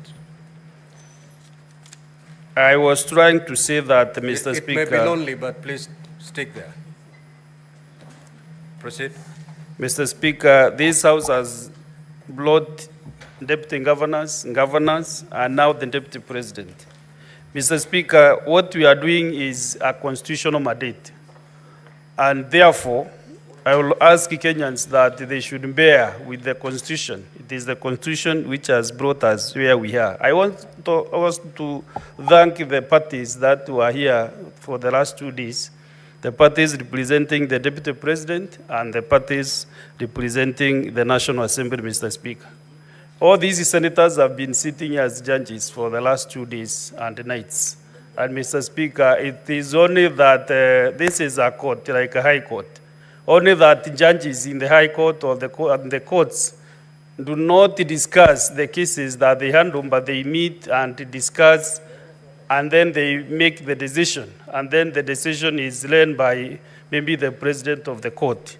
But because now we make a decision through a vote, that is why, Mr. Speaker, we find ourselves here. And this evening, these juries will make their decision in one or the other.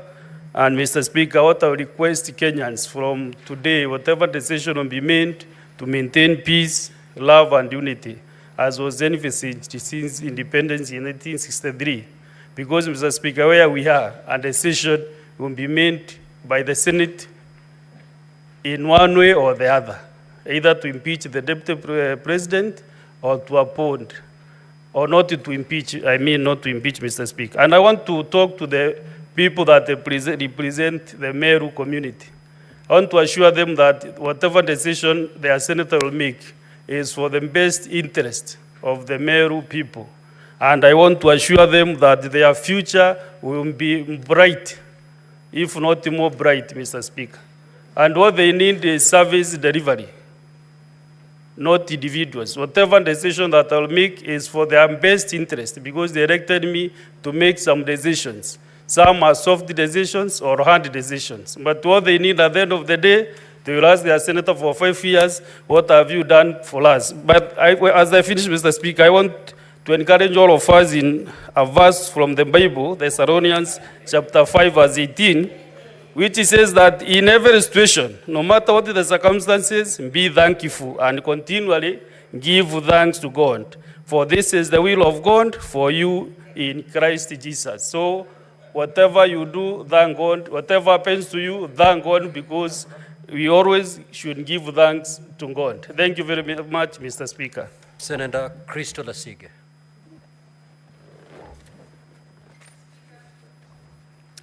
Speaker, the Parliament of Kenya has gone through a great deal in a very short amount of time, many firsts. And it is utterly painful for me to know that the world keeps seeing us time and time again under such lugubrious circumstances. However, Speaker, it has taught me many, many lessons. And it's also reminded me of many that I've known for several years, one of which I was taught by Tony Evans, which is, if all you see is what you see, then you don't see all there is to be seen. Speaker, I have never met the Deputy President. In fact, in the last 2 days, the first time we've ever shared any space together. And to be honest, I don't think that we have much in common. I personally feel like there is a lot to be desired in his leadership style, for me personally. However, instead of going to the Bible, I want to go instead into my own experience and draw some parallels. Mr. Speaker, of course, people know that I have glaucoma, and I've been fighting and battling it for several years of my life. And Speaker, when I first got my diagnosis when I was just a teenager in high school, I was told that it was imminent. There was no running away from my condition. And I didn't know at the time that I had anything that was going on. I was just going about my life, but inside of me and around me, there was a condition that was building up and building up and building up, and I had no idea what was going to happen in the future. Mr. Speaker, now I've been left blind, and I cannot see in front of me even when I put my hand in front of my face. Mr. Speaker, the parallels I draw with my life and the current hearing that we are sitting in today is that the Deputy President did not foresee this happening to him either. Mr. Speaker, I have also drawn parallels of feeling out of control, which I assume that he feels. Being given a diagnosis that seems imminent, that he cannot stop. Mr. Speaker, I also feel that he is probably feeling fear. That's what I've heard. Mr. Speaker, feeling betrayed, feeling angry. And I felt all those feelings because of a situation that I can draw parallels with in this hearing. And Mr. Speaker, I have been fighting and fighting, pleading and praying, trying everything in my power to mitigate, to stop, just like he has been doing in the last several weeks that this has been going on, Speaker. And it's funny that it's Blindness Awareness Month this month in October, because there are many lessons, like I said, that I have learned, and I wish that the public will also take from this experience.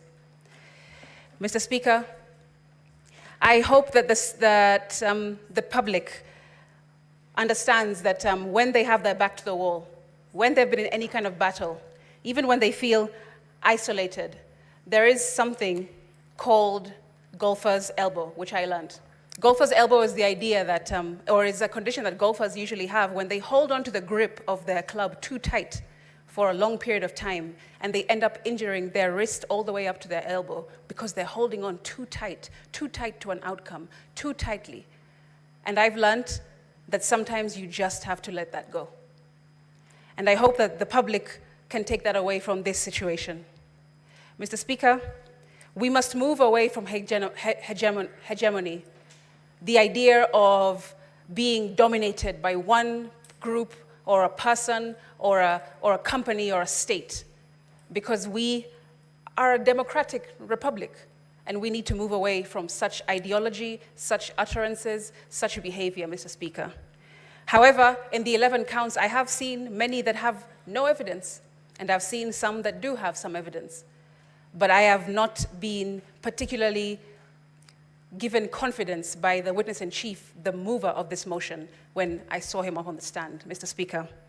Although none of us can relate to what it's like to being a deputy president in this room for sure, we can definitely relate to the lessons that I've just mentioned. Mr. Speaker, make decisions today that will not betray you tomorrow. That's one. I also want to share that even though you're in a battle, whatever that might be, financial, personal, medical, whatever it is that you're going through at the moment, and you feel like your back is on the wall and everything, all the odds are against you, remember that it gets better. You do better. You will experience better, and we will become better, Mr. Speaker. I will finish, and I hope that the senators will remember what I said to them yesterday from the Bible, Proverbs 17:15. Senator Newto.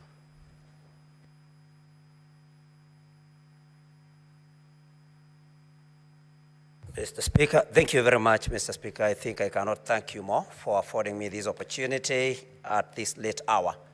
Mr. Speaker, I stand right from the onset to say that I oppose this particular motion, Mr. Speaker, and I have reasons for doing so. Mr. Speaker, the key witness or the mover of the motion came before this House yesterday, Mr. Speaker. And although I'm not a lawyer, but I know that it is there in the rules of natural justice that whoever alleges must prove. The Honorable Mutuse was not able to prove any of the allegations or any of the grounds that he laid against His Excellency the Deputy President, Mr. Speaker. Mr. Speaker, Kenyans were and are watching these proceedings. They were able to see the cross-examination and to hear the cross-examination of the Honorable Mutuse, Mr. Speaker.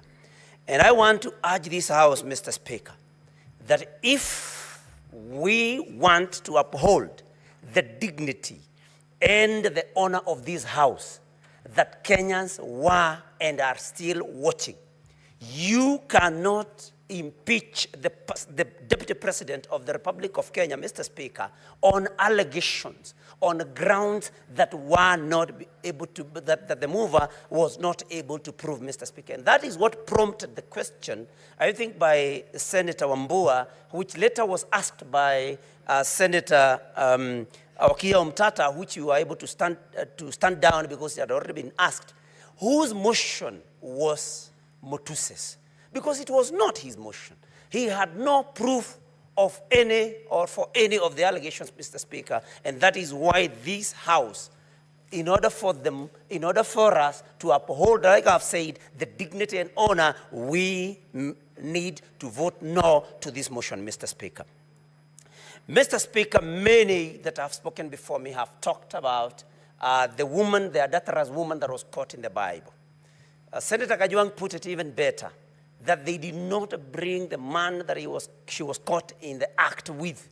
Mr. Speaker, we need to ask ourselves, how good are we? How clean are we? Are we qualified to throw the first stone, Mr. Speaker? I think that is the first question that we should ask ourselves. That as we judge the Deputy President, how good are we? How many mistakes, how many offenses have we ever committed? How many sins even have we ever committed? And God forgive us, and our fellow human beings also forgive us, Mr. Speaker. But the most moving thing, Mr. Speaker, is that we did not give the Deputy President an opportunity.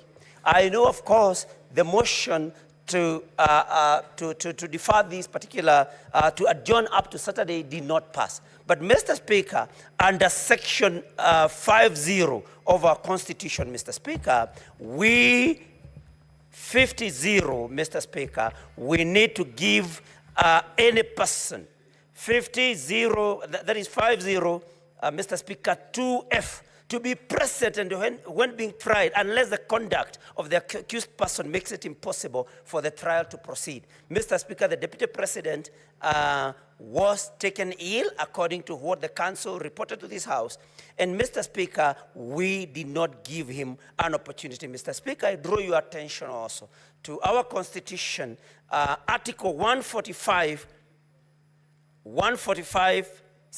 Clause 5, the President shall have the right to appear and, not or, and be represented before the special committee, Mr. Speaker. We did not give him that opportunity. Mr. Speaker, because I can see my time is wearing out, if not for anything, Mr. Speaker, I ask this House, you cannot condemn a sick person. Any one of us can get sick. I want to appeal to my colleagues, Mr. Speaker. Nobody chooses when to get sick and when to be in good health. We cannot afford to judge a person, to condemn a person when they are in hospital, Mr. Speaker. And so I want to appeal to the members of this House that if not for anything else, you consider that the Deputy President has been taken ill and show the necessary compassion. And Mr. Speaker, I want to my majority leader is here, and he made a statement that was very disturbing, that even those that are saying that it can bring division should. Senator Mogene.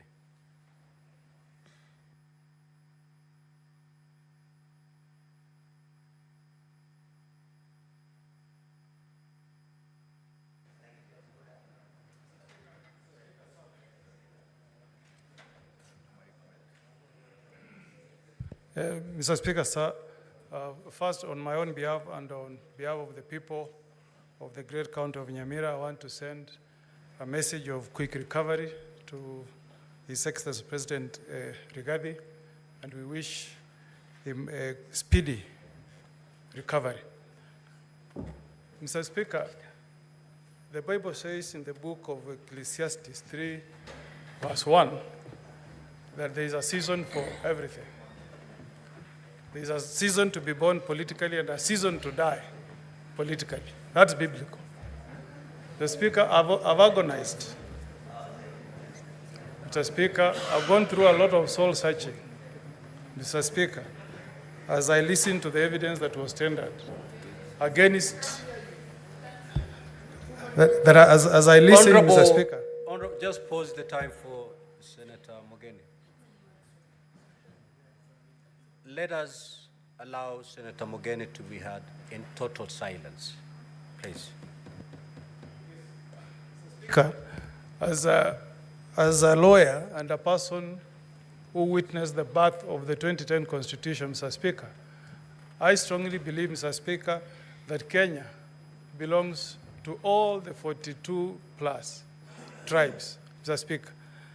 And what has disturbed me, Mr. Speaker, for the 2 days I've sat here, Mr. Speaker, what would happen to my community in Kisii and in Nyamira if we ran our government through this theory of shareholding? Mr. Speaker, as I speak tonight, Mr. Speaker, the people of the two counties of Omogusi, Nyamira, and Kisii are victims of that theory of shareholding. That community, Mr. Speaker, called Omogusi, has got no even a single PS serving in government, Mr. Speaker. Mr. Speaker, as we speak this evening, Mr. Speaker, the Omogusi people, Mr. Speaker, have been the biggest victims of this theory of shareholding. Mr. Speaker, the Constitution that we enacted in 2010, in Article 27, Mr. Speaker, clearly states that we should not discriminate, Mr. Speaker. I hope, Mr. Speaker, when I cast my vote tonight, I'll be sending a message from the people of Nyamira, Mr. Speaker, that a government is formed for all the tribes in the Republic of Kenya, Mr. Speaker.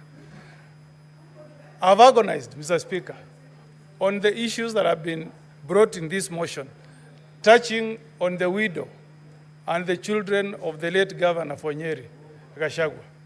And Mr. Speaker, I wondered if adverse statements and inferences have been made touching on the conduct of the Deputy President against the widow of the former governor and the children of the late governor, the nephews of the Deputy President.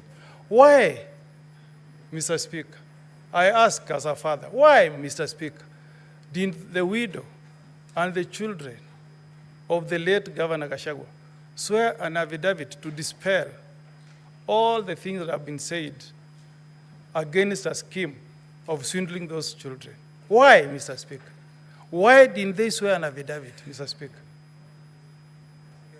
That has troubled me a lot. And as I cast my vote tonight, Mr. Speaker, I'll be casting my vote for those children who lost their mother, who lost their father, but who were not given an opportunity, Mr. Speaker, to appear before this House and tell us, Mr. Speaker, that there has not been any wrongdoing from the Deputy President to those children. Count number 1, count number 8 is about the utterances that were made by the Deputy Speaker. I hope, Mr. Speaker, that the person who will occupy that coveted position of Deputy President will reflect on what John says in chapter 3, verse 5. Mr. Speaker, the Bible says that the tongue is a small part of the body, but the tongue is also fire, and it's a world of evil among parts of the body. If the Deputy President had checked these utterances, Mr. Speaker, perhaps we will not be having this motion this evening. So, as we vote tonight, Mr. Speaker, let's also learn let's also learn from what the tongue has done to Honorable Gachagua. I will vote, Mr. Speaker, where I'm convinced that allegations against the Deputy President have been proved. I reserve my vote to be cast at the right time. Senator Boni.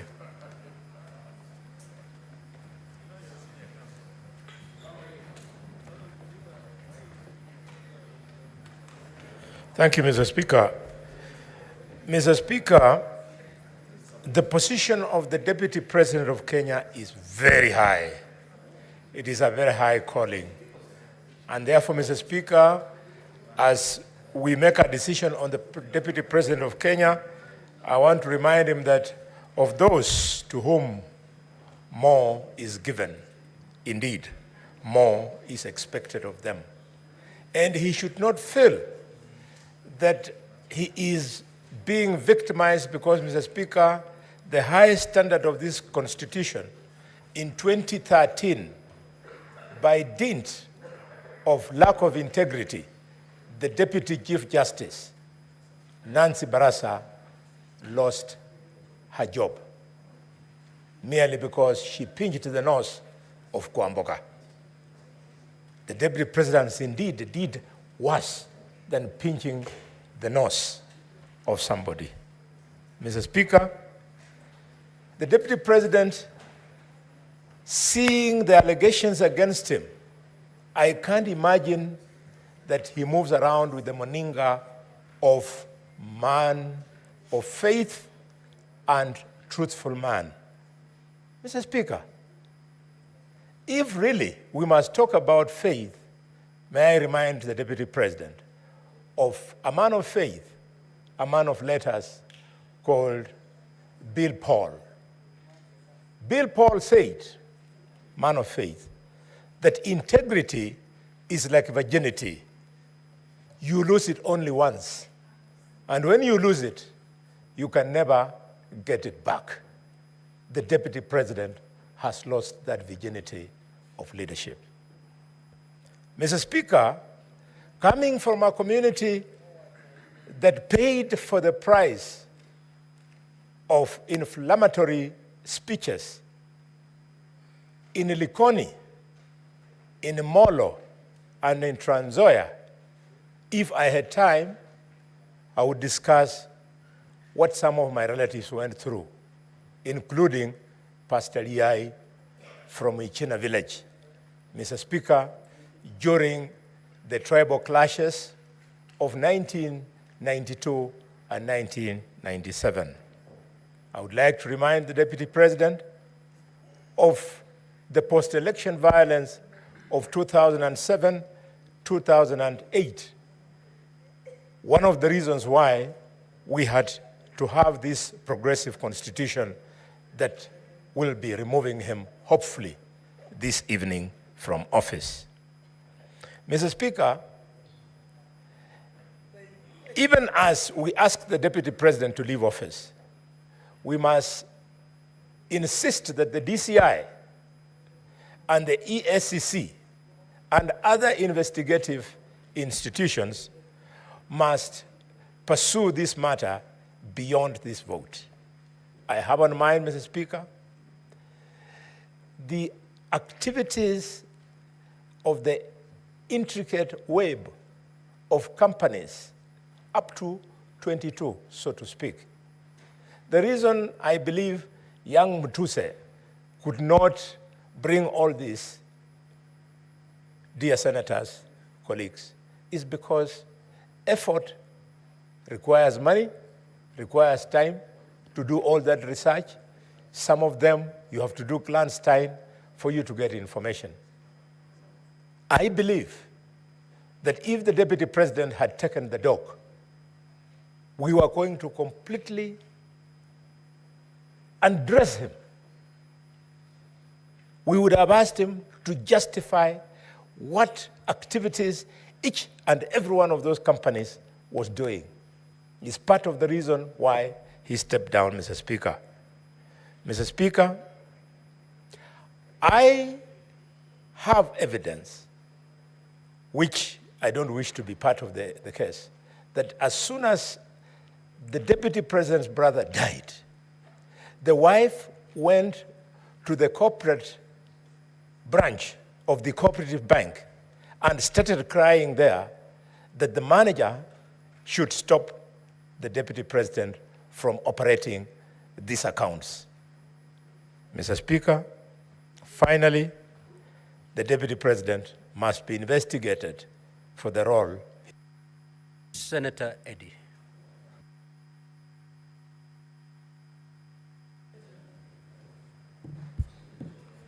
Mr. Speaker, I thank you, and I recognize the pressure of time.